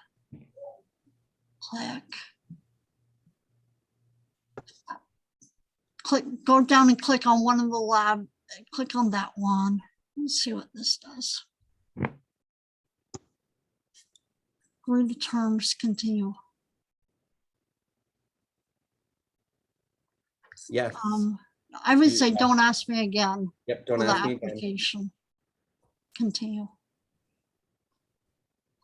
There it is. Oh, but, did they, it worked. All right. All right. Booyah. Okay, sorry. Not very, Elizabeth, Kara, thank you. that was awesome. Okay, let's get started with the way this lab is going to work tonight. Unless you have other questions for me. Do you have other questions for me? If you can't access it, like Sherry's problem, if you couldn't access it through your other web browser, go and download that Google Chrome and see if you can access it that way. Okay, now I'm going to share my screen. So I'm going to have Sherry stop sharing hers. Yeah.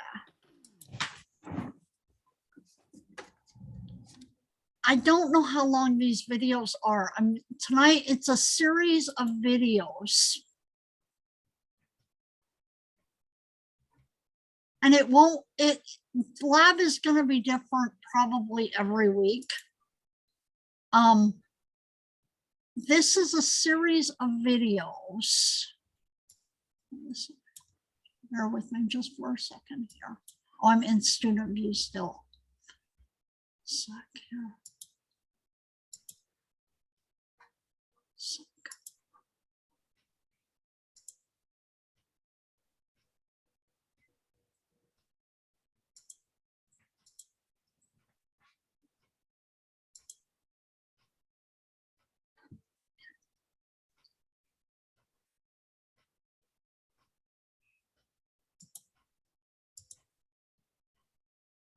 That wasn't what I wanted. You guys, your lab manual is right here. And there's a lot of different information here. There are, for each, there's different chapters. There's actually 2 books here. But there's different chapters. If you come down to lab exercise 1 and 2, it's got a series of things that you can work on and study with. I was asked when I went to put this in the other day, I was talking with the Wiley Tech people, and they asked if I wanted all this here. And I said it was fine because the more you have to study with, the better off you are. So all of this stuff is at your access. Realize that the only thing that's required are those lab exercises and the virtual labs. But they do I have a question. Go ahead. How do I address you? Are you MD, PhD? I've got 2 masters. Okay. Sorry, it's just one of my previous science professors was an MD, so It doesn't matter to me. Was that your only question, was just how to address me? yeah. Some professors, are very particular. Like if they have a PhD or an MD, like they want you to be called doctor. I just want to make sure. I call don't. you Master. Master Gessel. Don't call me that. You can call me Professor Gessel. You can call me Mary if you're professional about it. I don't care. I don't feel comfortable calling you by your first name. I'll Okay. just call you Professor. That works too. Just call me that. So lab exercises.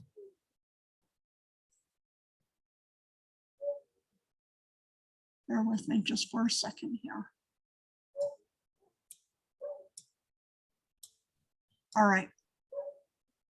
So normally I can move these. Why can't I move these? I don't know. I still don't know. I'm in my mode.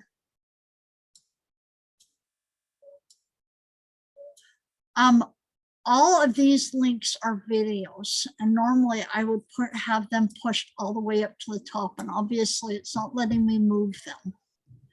This is a PowerPoint.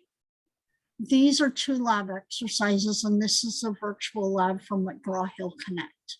So these are what are due next week.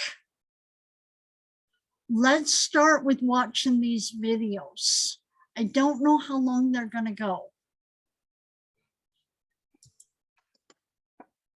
Okay, now my whole thing is being strange. It's not letting me open things up.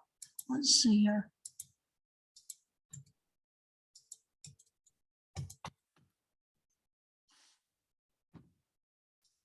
I'm not able to access it. What's the problem? Bear with me just for a second here. I'm going to close out of this. If you noticed, it wasn't allowing me to click on any links. Try this again.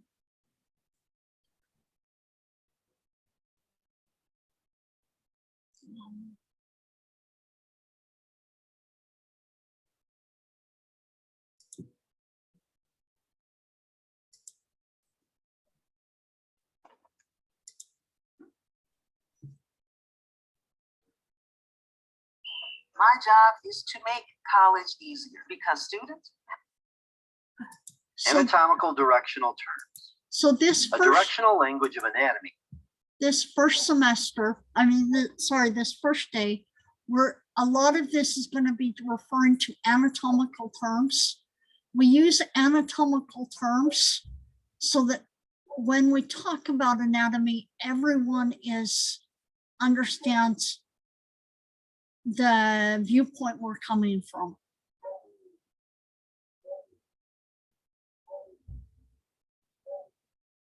And then you're going to see a bunch of anatomical terminology. We refer to certain areas like your arm here is your brachial area. Brachial area right here, very top of your shoulder is your acromial area. And you'll see these, they're in the PowerPoint. They're also the questions that you're being asked to answer. The better you get, Paisley, don't bark, don't bark, don't bark, don't bark. Okay, sorry. She's actually very, very smart, but she does like to bark when there's other dogs barking, huh? Yeah.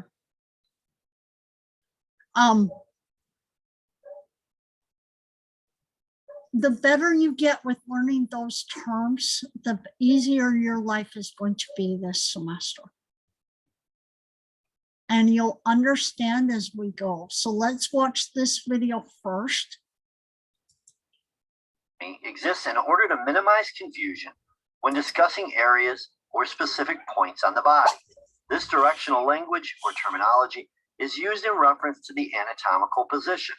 The anatomical position is when a person stands erect, face pointing forward, arms at the sides, palms facing forward, and feet also pointing forward. If everyone is looking at the body in the viewed from the lateral view, meaning looking at the body from the side. So anatomical, bear with me just for a second here.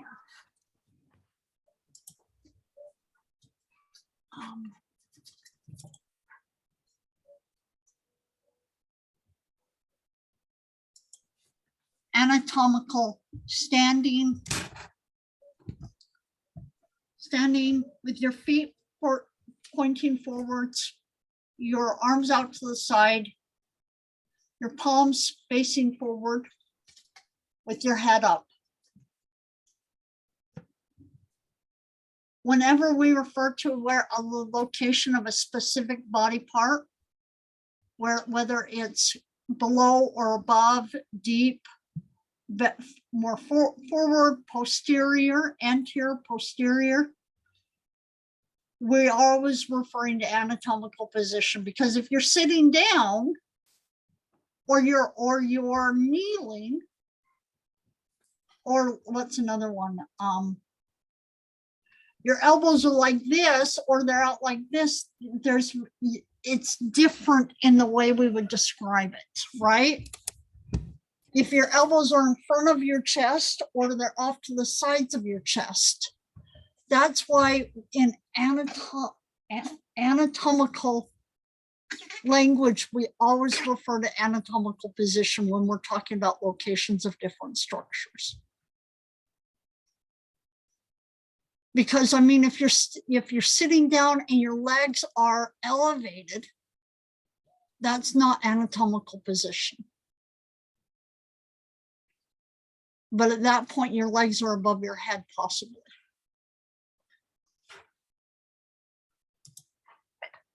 Next is proximal and distal. Proximal and distal. Just like, give me 1 second here.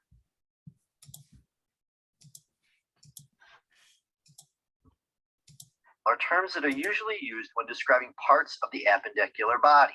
Remember that the axial body consists of the head, neck, and trunk, and the appendicular body consists of the limbs or appendages that are added to the axial body. You think about it, what's the central axis? What does that mean when you talk about a central axis? It'd be like the midline, the midpoint of your body. Yes, kinda like- right? Yeah. And appendicular, if you think about the appendages of like a spider, those are their legs and their arms, right?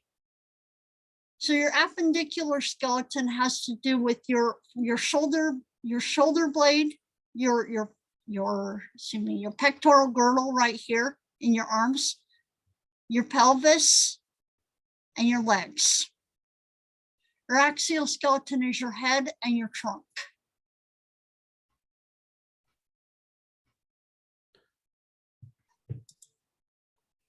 Proximal means closer to the axial body or toward the trunk of the body, and distal means further from the axial body or further. So your elbow right here, looking at this person in anatomical position, their elbow is proximal because it's closer to the midline than their fingers that are more distal.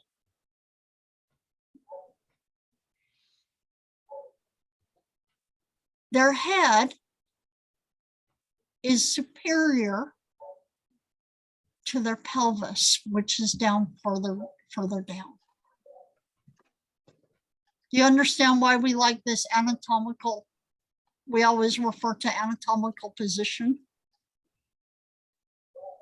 Your nose is more anterior to your ears in anatomical position.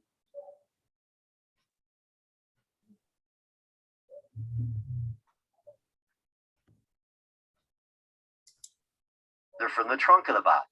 So we would say the thigh is proximal to the foot, or you could say the foot is distal to the thigh. Superficial and deep are another set of directional terms.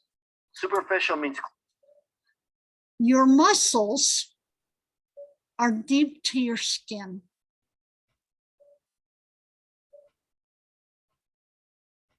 Your skin is superficial to your muscles.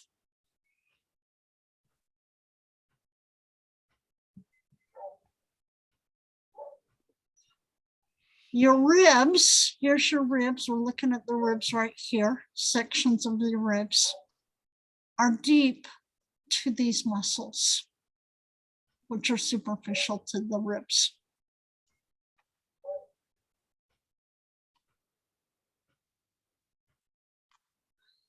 The more often you use this terminology, the easier it comes. closer to the surface of the body, and deep means further away from the surface of the body. So we would say the sternum is superficial to the lungs, or the lungs are deep to the sternum. Remember, this is the case when we're looking at the body from the front or anterior view, when it's in the anatomical position. And that be the anatomical directional terms. What I will try to do every time with lab is I will try to have partly lecture, partly videos, and try to do a mixture of both. Let's just see how the semester goes. My job is to make And college easier because students. I would like your feedback as the semester goes. I want your feedback. Before you leave off of here, can you show me again how So, to access bear with me. the- I'm sorry, bear with me. Just say it again. Can you show me again how to access some videos? Like If you come in here, so I'm coming into hack, or actually let me do this. Coming here, going into content right here. Mm-hmm.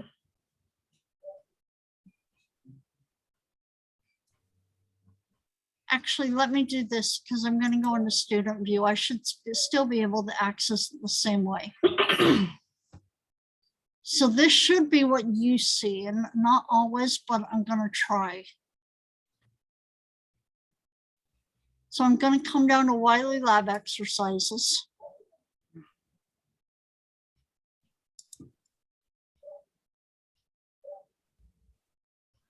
And lab exercises 1 and 2. And the first link, this was the one we just watched. Okay. The rest of these are other links down here. So I'm going to click on the next one down here. So body planes and sections. Did that help? Yes, thank you. My job is to make college easier because in anatomy and physiology, the body planes and sections help us understand the different ways in which the body can be viewed when cut into sections. This is something many healthcare professionals use, for example, when analyzing images from an MRI machine or other type of imaging device. When thinking of a body plane, picture an imaginary flat surface resembling I will tell you something a little personal. I'm hearing impaired. I don't wear a hearing aid when I'm in my house because the noises in my house get so loud that the distraction is hard for me. But I like the closed caption on these. I know it's not always correct. You'll see that more and more. That isn't what he just said. You'll see that as we watch these closed captions. But I like them. So bear with me if you don't like them. You can also watch them on your own time without them. I'm hard of hearing as well, so I definitely appreciate the captions and everything. Then we'll be good. Okay, Lauren, we've got this. glass rectangle, which divides the body into two portions. Now, there are 4 major types of body planes that you need to know from most of your anatomy and physiology courses. And a super easy way to remember these is to remember the acronym SAW, which stands for sagittal, oblique, frontal, and transverse planes. 2 of these planes are vertical, running from top to bottom, and these are. So sagittal is right down the midline here. Sagittal is this. Frontal or coronal is this, where you're separating the front from the back. Sagittal is this. Frontal is separating the front from the back. Transverse or horizontal is going right through transversely, or in a horizontal plane through the body. Oblique is any angle.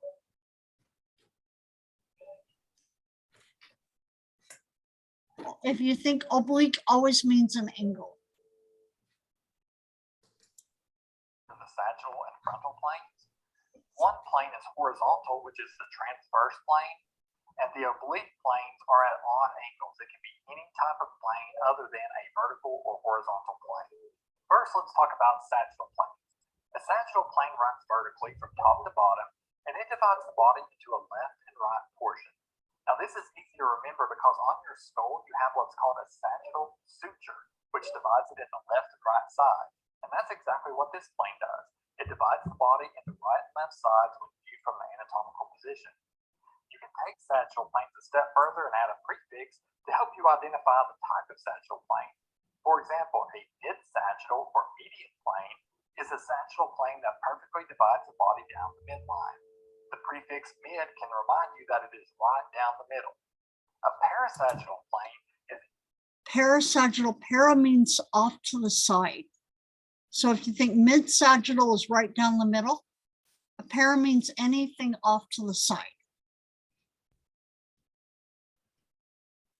So anything off to the side of mid-sagittal is parasagittal. any type of sagittal plane that does not run perfectly down the midline. Next, we have oblique planes, which are planes that can literally be any type of angle other than a horizontal or vertical angle. In fact, that's what the word oblique means. It's something that is not parallel or a right angle. And an easy way to remember this is just remember the phrase obliques are odd. They're odd angles. And you can also think about your oblique muscles. These muscles come down at an angle and are located laterally to your abdominal muscles. Next, we have a transverse plane, also called a horizontal plane. And this is easy to remember because it is the only plane that runs horizontally, dividing the body or structure into a top or superior and a bottom or inferior half. To remember it, let the name help you out. The prefix trans means across.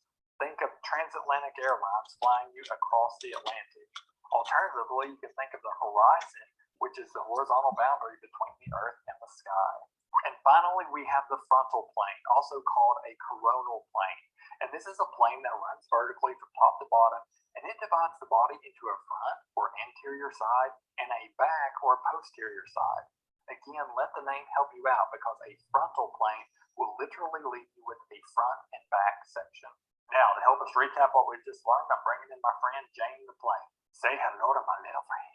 Okay, so if I were to take this plane and go and cut my body into upper and lower portions, what kind of plane would this be? This would be a transverse or horizontal plane. Remember, trans means across, and horizontal, think of the horizon. If I took the plane and went and cut down my body this way, creating a left and right side, what type of plane would this be? This would be a sagittal plane. Remember, the sagittal suture on your skull goes like this, and you're cutting right down that direction. Now, if it's perfectly down the middle, it's mid-sagittal or median, and if it's off-center, say like right here or right here, then that would be a parasagittal plane. Now, if I turn this way, and let's say I cut like this, and cut my body into a front and back section, what type of plane would that be? A frontal or coronal plane, because it creates that front or back section. And then if I were to create a random plane angle like this, or even like this, what type of plane would that be? It would be an oblique plane. Oblique are odd angles. Okay, that wraps up this video on the body plane. We're going to go through these fairly fast. Whatever we don't get to in lab tonight, we will do in lecture on Monday. I wasn't planning on going through the full syllabus tonight, but I think it was a good idea. And it was a good idea to get everybody access to the books and know that everyone has access to the books. If you still don't have access, I'm going to let Jim Groff, the director, know that everyone has access unless I hear from someone that you still don't have access. But try going in through Chrome like Sherry did.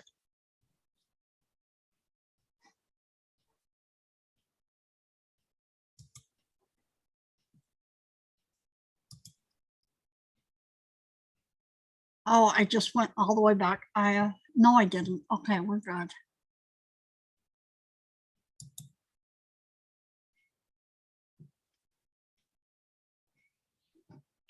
My job is to make college easier because students. Abdominal pelvic regions and abdominal quadrants. Abdominal pelvic regions were created to make it easier to locate organs and diagnose the source of abdominal pain. These regions are divided into 9 sections, which are set up like a tic-tac-toe board. Looking at the body from the anterior or front view will make right and left appear backwards. but these are named in reference to the body itself, not the viewer of the body. So now we're going to go through all 9 regions and map them out, starting with the right hypochondriac region, which is in the upper left corner.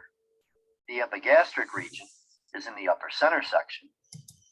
If you think gastric means stomach, epi means on top. I'm going to try throughout the semester to go through a lot of these keywords with you, these little base words, because if you understand them, sometimes you, even though you may not completely understand a word, if you can break it down and figure out what the parts are to the word, you can figure out what the word probably is. I have a question. Go. Sorry, just in reference to the video that we're watching right now in this grid system, I will say in the textbook, it is different. So is there a preference on which one you would like us to learn? Because in the textbook on page 31, it's having where it's saying right hypochondriac region, it's saying left hypochondriac region. This should be the right. And the reason is because your liver's on the right. Okay, that's what I wanted to make sure because it might have it flipped around, but that has to be your right because your liver's there and your stomach is on your left and your heart is about right here. And if I remember right, chondriac actually means heart, hypo meaning underneath. So this is underneath the heart area. Great, I will write that down, thank you. While we're on that question, I'm sorry, would Go ahead. this book work or no? Say it again. Would this book work? Yeah, that gives you some material. If you go into the Atlas B, I think Atlas A, it gives you material there. Bear with me just for a second here. If you go also into your lab manual in the E version,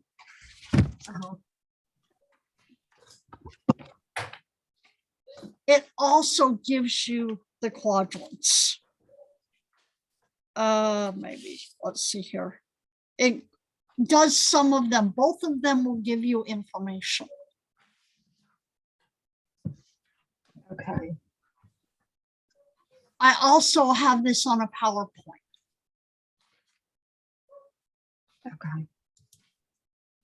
The left hypochondriac region is in the upper right corner. The right lumbar region is in the middle left section. The umbilical region is located in the center. You guys, where is your umbilicus? Where does your, first off, what is your umbilicus? Your navel? It's your navel or your belly button. This umbilical region is right on top of your belly button. That's why it's called the umbilical region, is because of where the umbilical cord exited out of your body.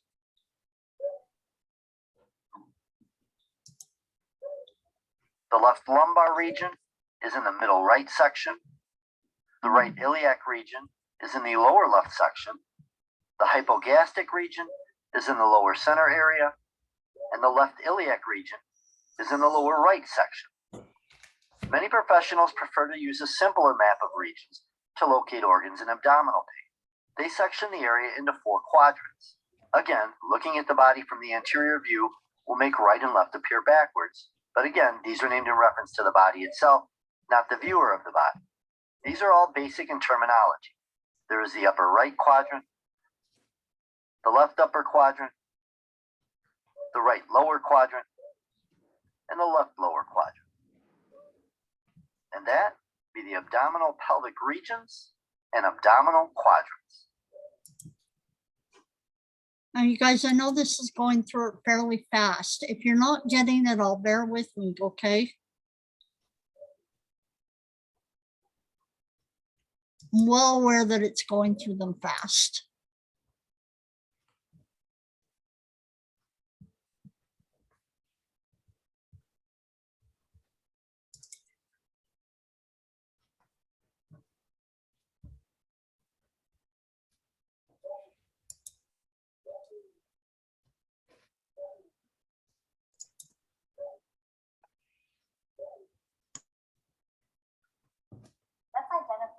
major organs of the body, and the body cavity start superiorly and work inferiorly. Here we see a large organ that is part of the I'm sorry, I can't get it any louder. the brain. The brain lies within the cranial cavity. Extending off the base of the brain, which you can't really see here, is the spinal cord. It is encased within the bony vertebrae, and the spinal cord is enclosed in the vertebral cavity. You can't see that because of the overlaying skin. The cranial cavity, which includes the brain, and How well can you hear that? Is it worth it to watch it? Or was it easier to watch it on your own time? I've known that for me and my previous experiences, it's been easier just to watch it on my own time, All like right. on my own screen. But yeah. Let's stop because obviously that video is not very loud and my laptop, I can't bring up the volume any further with that. I'm going to, let's skip these just for a moment here. Let me see if any of these other ones are by her. Were you able to hear the other ones? Yes.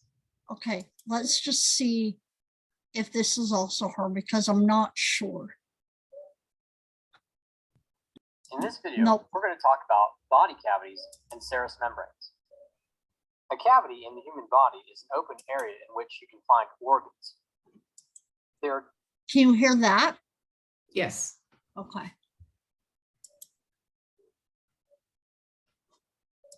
two major body cavities of the human body.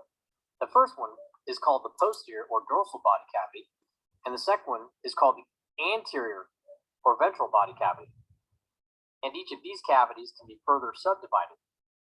Looking at the posterior cavity has two subdivisions, the cranial cavity and the vertebral canal. Next, the anterior cavity has three subdivisions. The first subdivision is the thoracic cavity.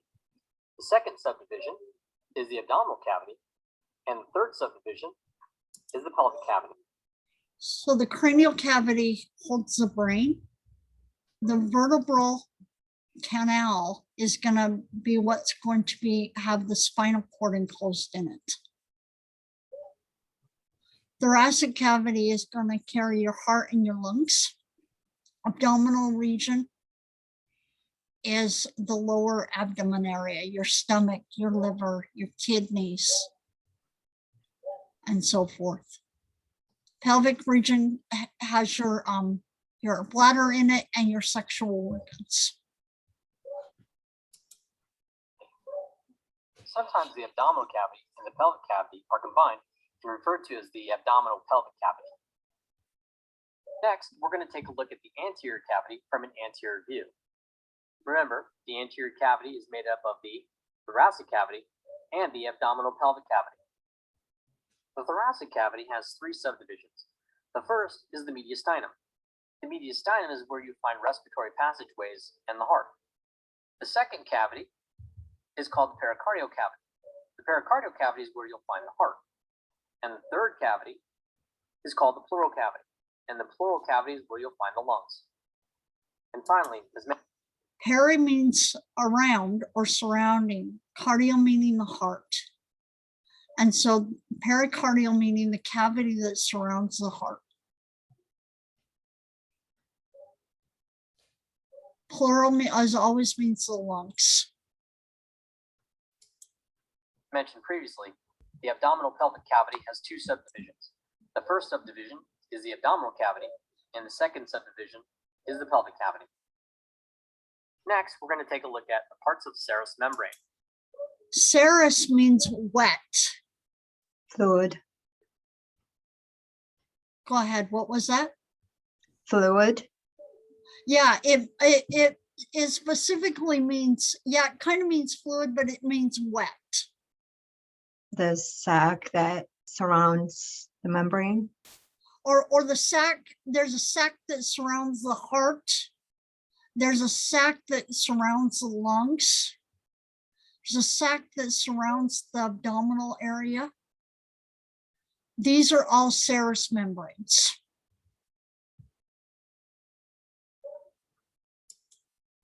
Now, serous membrane is one of many different types of membranes found in the human body. And the reason why I choose to discuss the serous membrane now is because the serous membrane is the membrane that covers organs. There are 4 parts of a serous membrane. The first part is called the visceral serous membrane. The second part is called the serous cavity. Visceral means organ. Visceral means organ. So that membrane is the membrane that directly is lining the organ or surrounding the organ. If this is the kidney,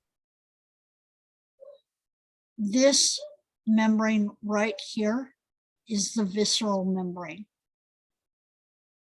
This right here is the cavity. This area out here, and he hasn't said it yet, is a parietal membrane. The third part is called the serous fluid, and the fourth part is called the parietal serous membrane. The visceral serous membrane is the membrane that touches the organ itself. The parietal serous membrane is the outermost membrane. In between the visceral and parietal serous membranes is a cavity called the serous cavity, and within the serous cavity you have a substance called serous fluid, which acts as a shock absorber and helps reduce friction. Let's take a look at the serous membrane that surrounds the heart, called the pericardium. There are 4 parts to the pericardium. The first part is called the visceral pericardium, or the membrane that touches the heart itself. The second part is the parietal pericardium, which is the outermost membrane of the heart. In between the visceral and parietal pericardium is the pericardial cavity, and within the pericardial cavity, you have serous fluid or pericardial fluid. The membrane that surrounds the lungs is called the pleura, and the pleura has 4. Okay, what is the first membrane that's going to be directly on top of the lungs? What did we say? What did we say, Matt? Pleural cavity, no plural. The visceral flora. The visceral. So the visceral pleura is going to be the top layer. Then there's going to be a cavity that's filled with serous fluid, pleural cavity. It's actually not a big cavity. We'll learn that later next semester when we talk about the lungs. And then there's the parietal pleura, which actually lines the ribs. Parts as well. The first part is called the visceral pleura, and this is the membrane that attaches directly to the lungs. The second part is called the parietal pleura, and this is the outermost membrane. In between the visceral pleura and parietal pleura is a space called the pleural cavity, and within the pleural cavity you have pleural fluid. The serous membrane that surrounds abdominal pelvic organs is called the peritoneum, and the peritoneum has 4 parts. So in the abdominal region, it's now called the peritoneum. The peritoneum that's directly on top of any of the organs is called the visceral peritoneum. The parietal peritoneum is this that's lining the muscles on the outer side of the cavity, outer edges of the cavity. And then there's peritoneal fluid in here. Do you see the connections? So visceral peritoneum, parietal peritoneum, peritoneal fluid are in here. This is the peritoneal cavity.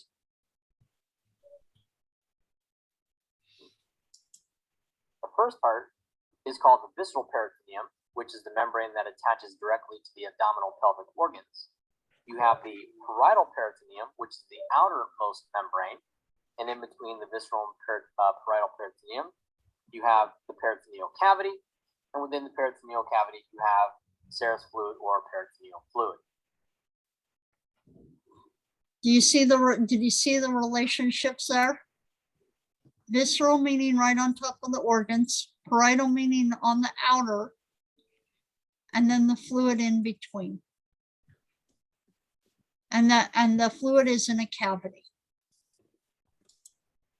Now, the other videos I know are by that professor, and I know they're quiet. So I'm going to skip those and let you watch those on your own time. But I want to look at this PowerPoint for a few minutes here.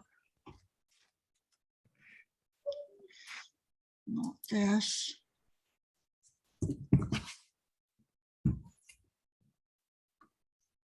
So for next week, these are what are due. This exercise, this one, and this.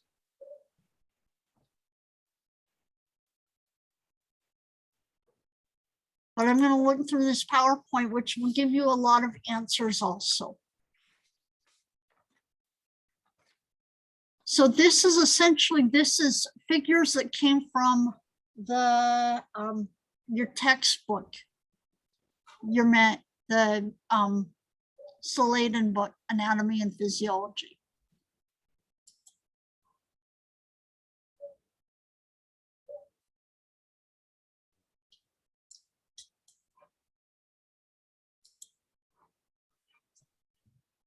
From the Atlas A. So this is just some singular and plural forms of some noun terminals. I wouldn't memorize these. I would come back to them as you move forward with your anatomy and physiology studies. The more often you run into them, you learn them as you go.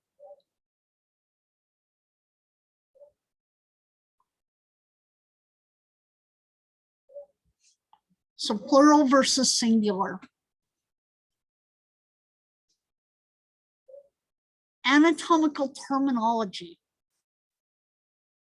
Learn these terms and learn them the best you can.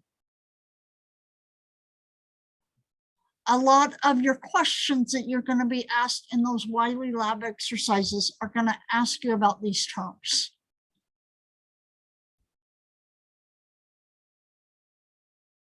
The better you get and the more familiar you get with these terms, the easier the anatomy is going to be for you to learn.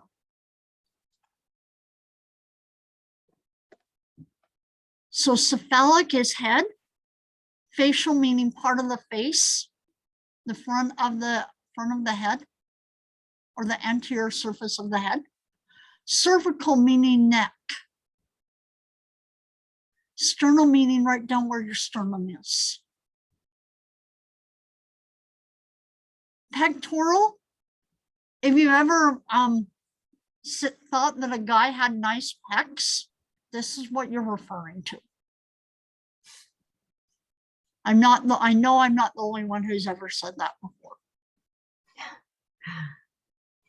Acromial, meaning the very top part of your shoulder. Axilla meaning your armpit or axillary.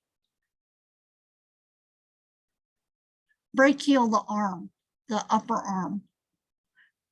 Cubital, the elbow. Antebrachial, meaning the more anterior part of the arm.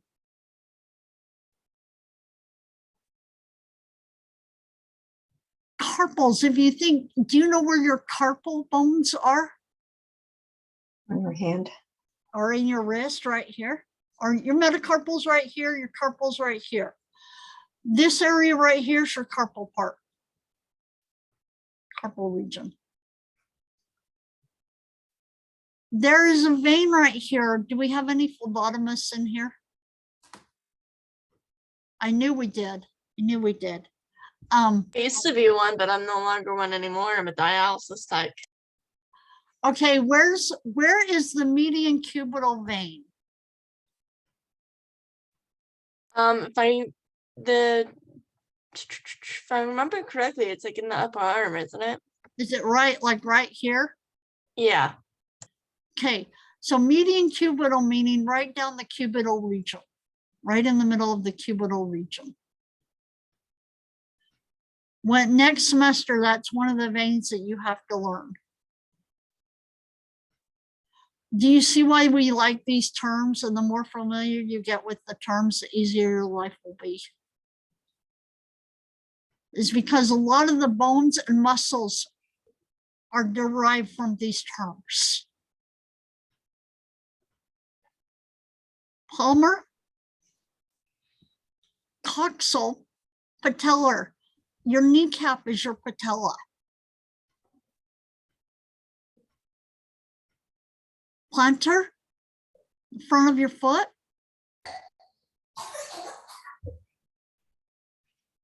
Or actually the bottom of your foot. Apologize, bottom of your foot. Tarsal, meaning where your ankle bones. Crural, femoral, where your femur is. Pubic, inguinal, where your inguinal canal is, right here. Inguinal ligament.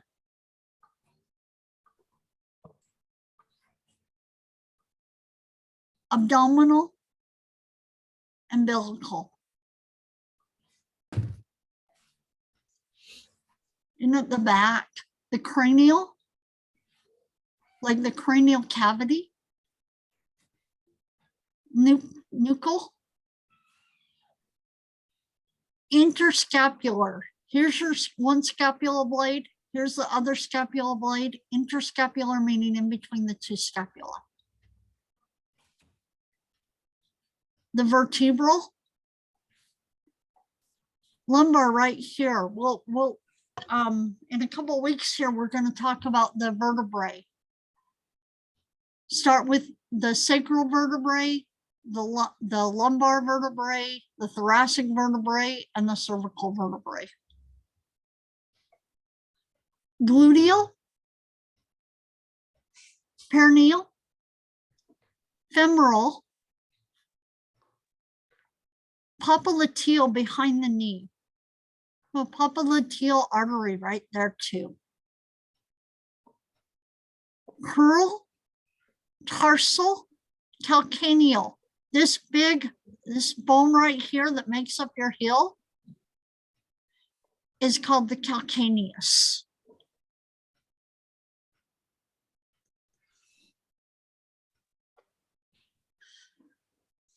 Directional terms. Ventral meaning the front, dorsal meaning the back, anterior meaning the front or ventral side, posterior meaning towards the dorsal or back side.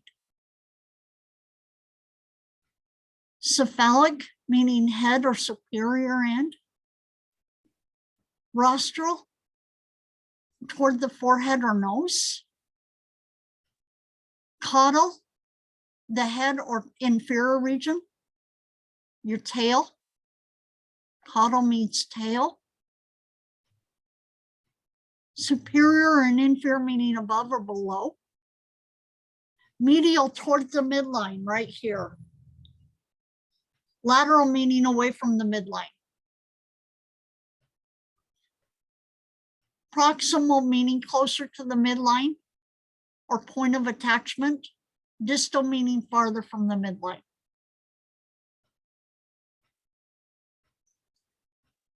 Ipsilateral meaning the same. Ipsilateral meaning on the same side.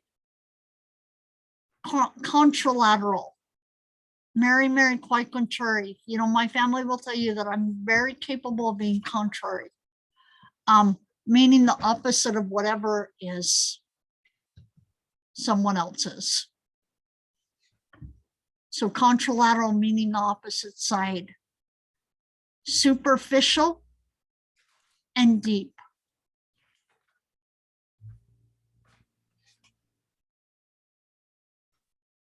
That frontal section, separating the front from the back.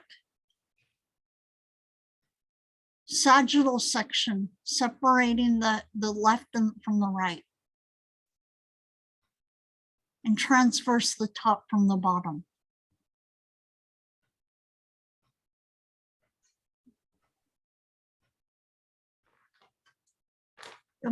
Several different organ systems. The integumentary system is your skin, your hair, your nails, and your cutaneous glands. principal functions, mainly protection. I just got a really interesting book about the immune system. If you want to look up a really, really good book, let me show it to you. Bear with me just for a second here.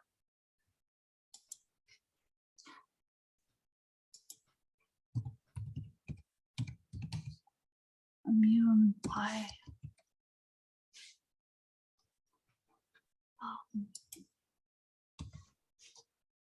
we don't really spend a lot of time talking about the immune system this semester.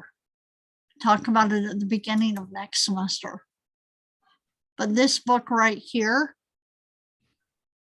is an awesome book explaining the immune system. And he does it from a very layman's comical perspective.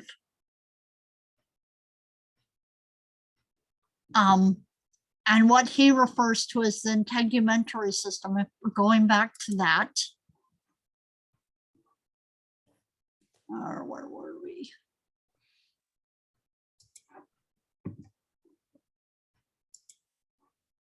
Talking about the integumentary system.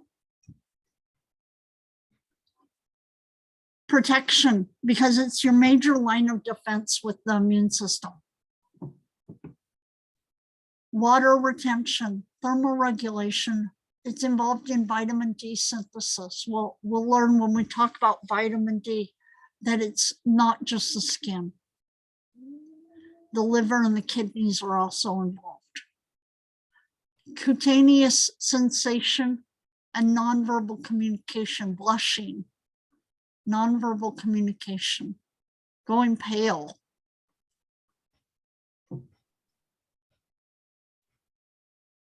Skeletal system, bones, cartilage, and ligaments.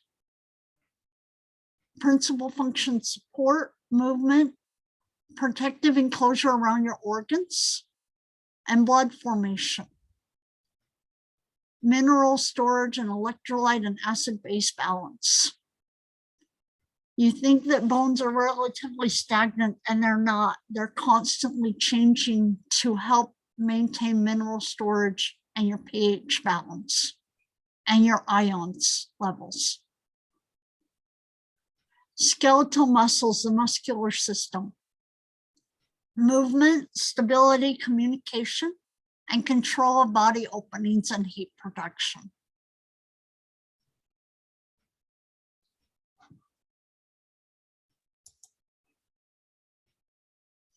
The lymphatic system is your part of your immune system, major part of your immune system. Your skin is just one part of it. The lymph nodes, the lymphatic vessels, the thymus, the spleen, and your tonsils. Principal functions: recovery of excess tissue fluid, detection of pathogens, and producing immune cells, defending and allowing you to defend against disease.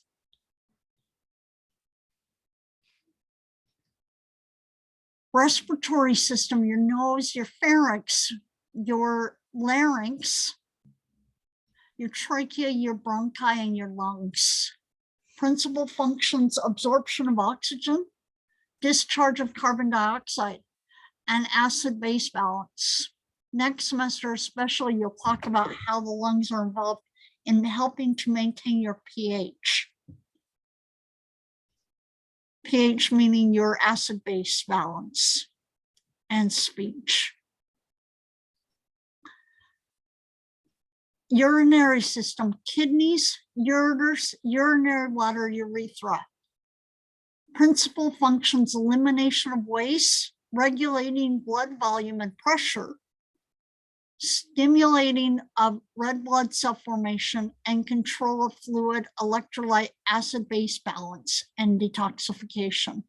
You can see there's some relationships when you're seeing the same word with regards to multiple different principal functions of different organs, because they work together.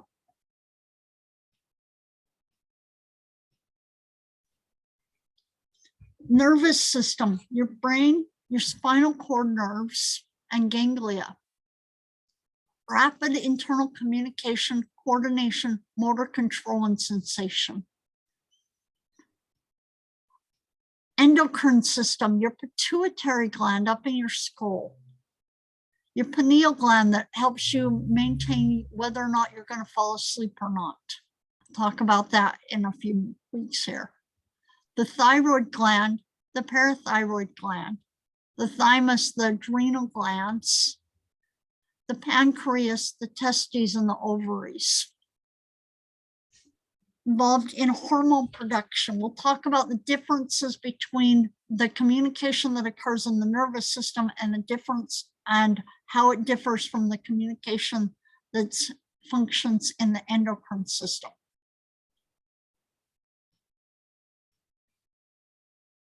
Circulatory system, the heart, the blood vessels, distribution of nutrients, oxygen, waste, hormones, electrolytes, heat, immune cells, antibodies, electrolyte and acid-base balance.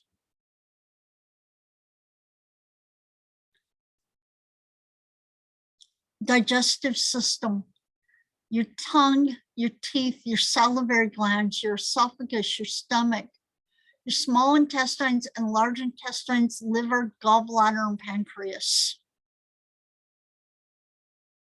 Main functions, nutrient breakdown and absorption, metabolism of carbohydrates, lipids, proteins, and vitamins, and synthesis of plasma proteins. When people go into liver failure, they will struggle with blood clotting because a lot of those proteins that are involved in blood clotting are being produced by the liver.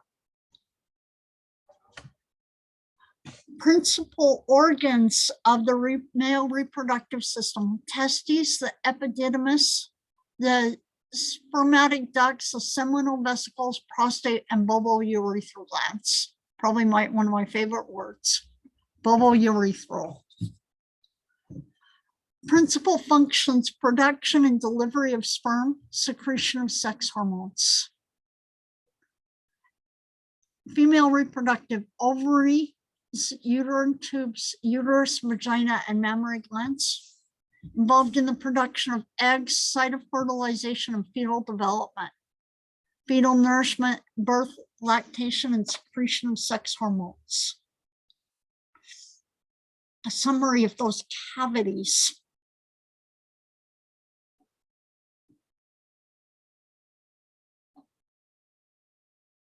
And the serous membranes.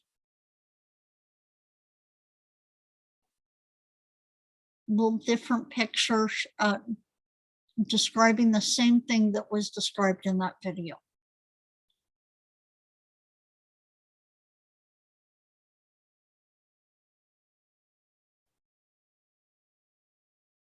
We will, throughout this semester, we will spend a lot of time because we cover the bones, the muscles, and the nervous system.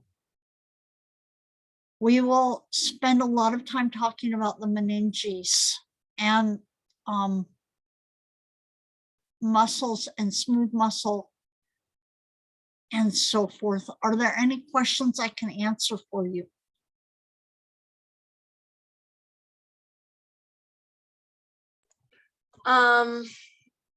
So are the lab grades and the smart book quizzes, are they separate grades or are they like the same? Like they all add into your overall grade. I think about it's set up so that about 1/3 to 1/4 of your points are coming from lab and the rest are coming from lecture. But they all add into the same grade. Okay.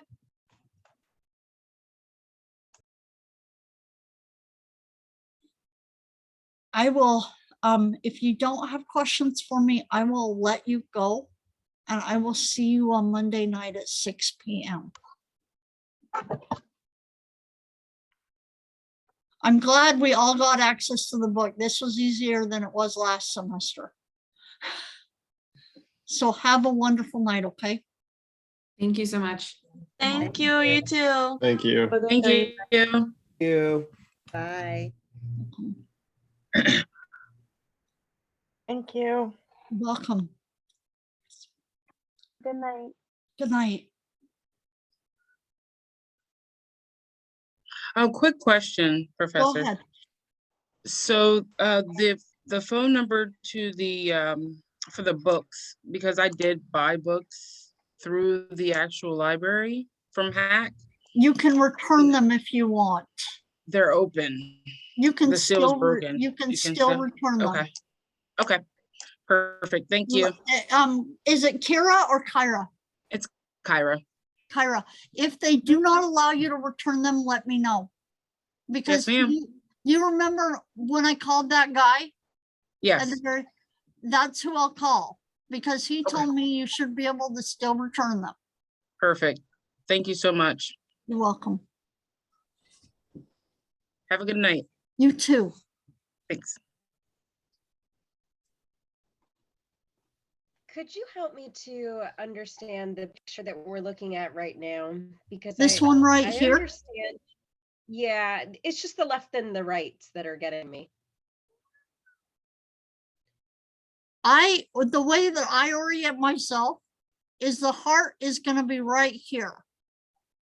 And the heart is on the left side. So this is, oh, you're right. They're flipped, aren't they? Wow, look at that. Yeah, the picture on the right, because she's still facing forward. That picture stinks. Okay. Let me revise that. Because that's terrible. I will fix that tonight, because that just doesn't work. Okay. Is this what it shows in the book? Or did I get it? What page is that on? It's right below. No, I'm showing the same thing. Right hypochondriac region and then left upper quadrant. Bear with me just for a second here. I'm gonna do something, because I'm sure these don't have to be from there. Abdominal. Abdominal. Pelvic.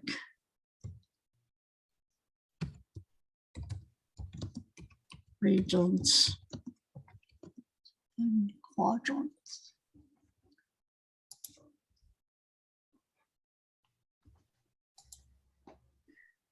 What I will probably do is take that picture out, because if you look at this one right here, and I know you can't see that really well, Yeah, it's kind of but those are the same regions and they're right there. Is it just because they didn't flip the model? I think somebody just screwed up. I don't know. Okay. But I bear with me just for a second here. Let me grab my book.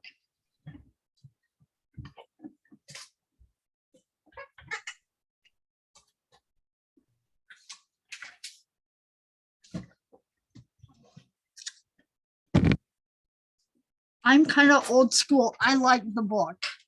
So I have all the books.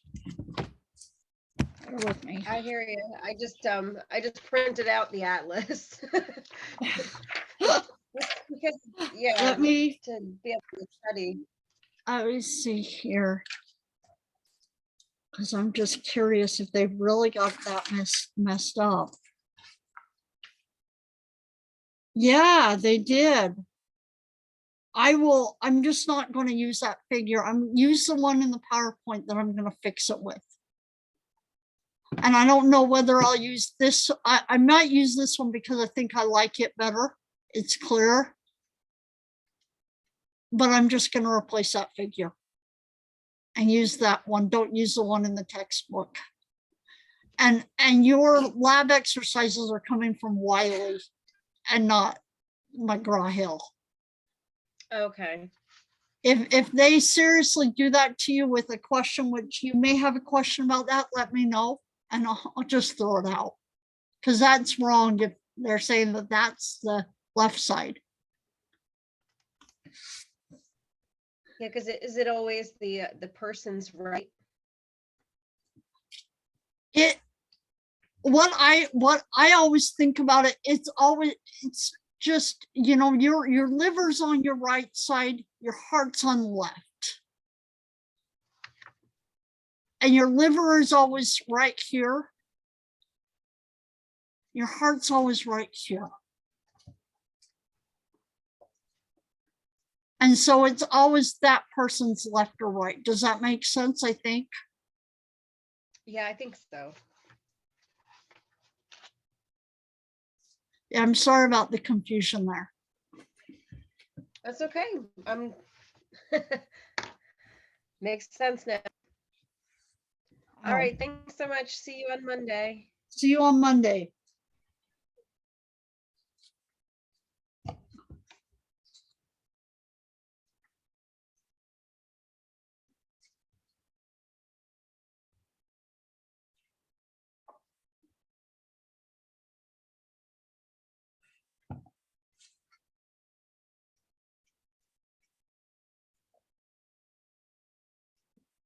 Tisbel, do you have questions for me? Yes.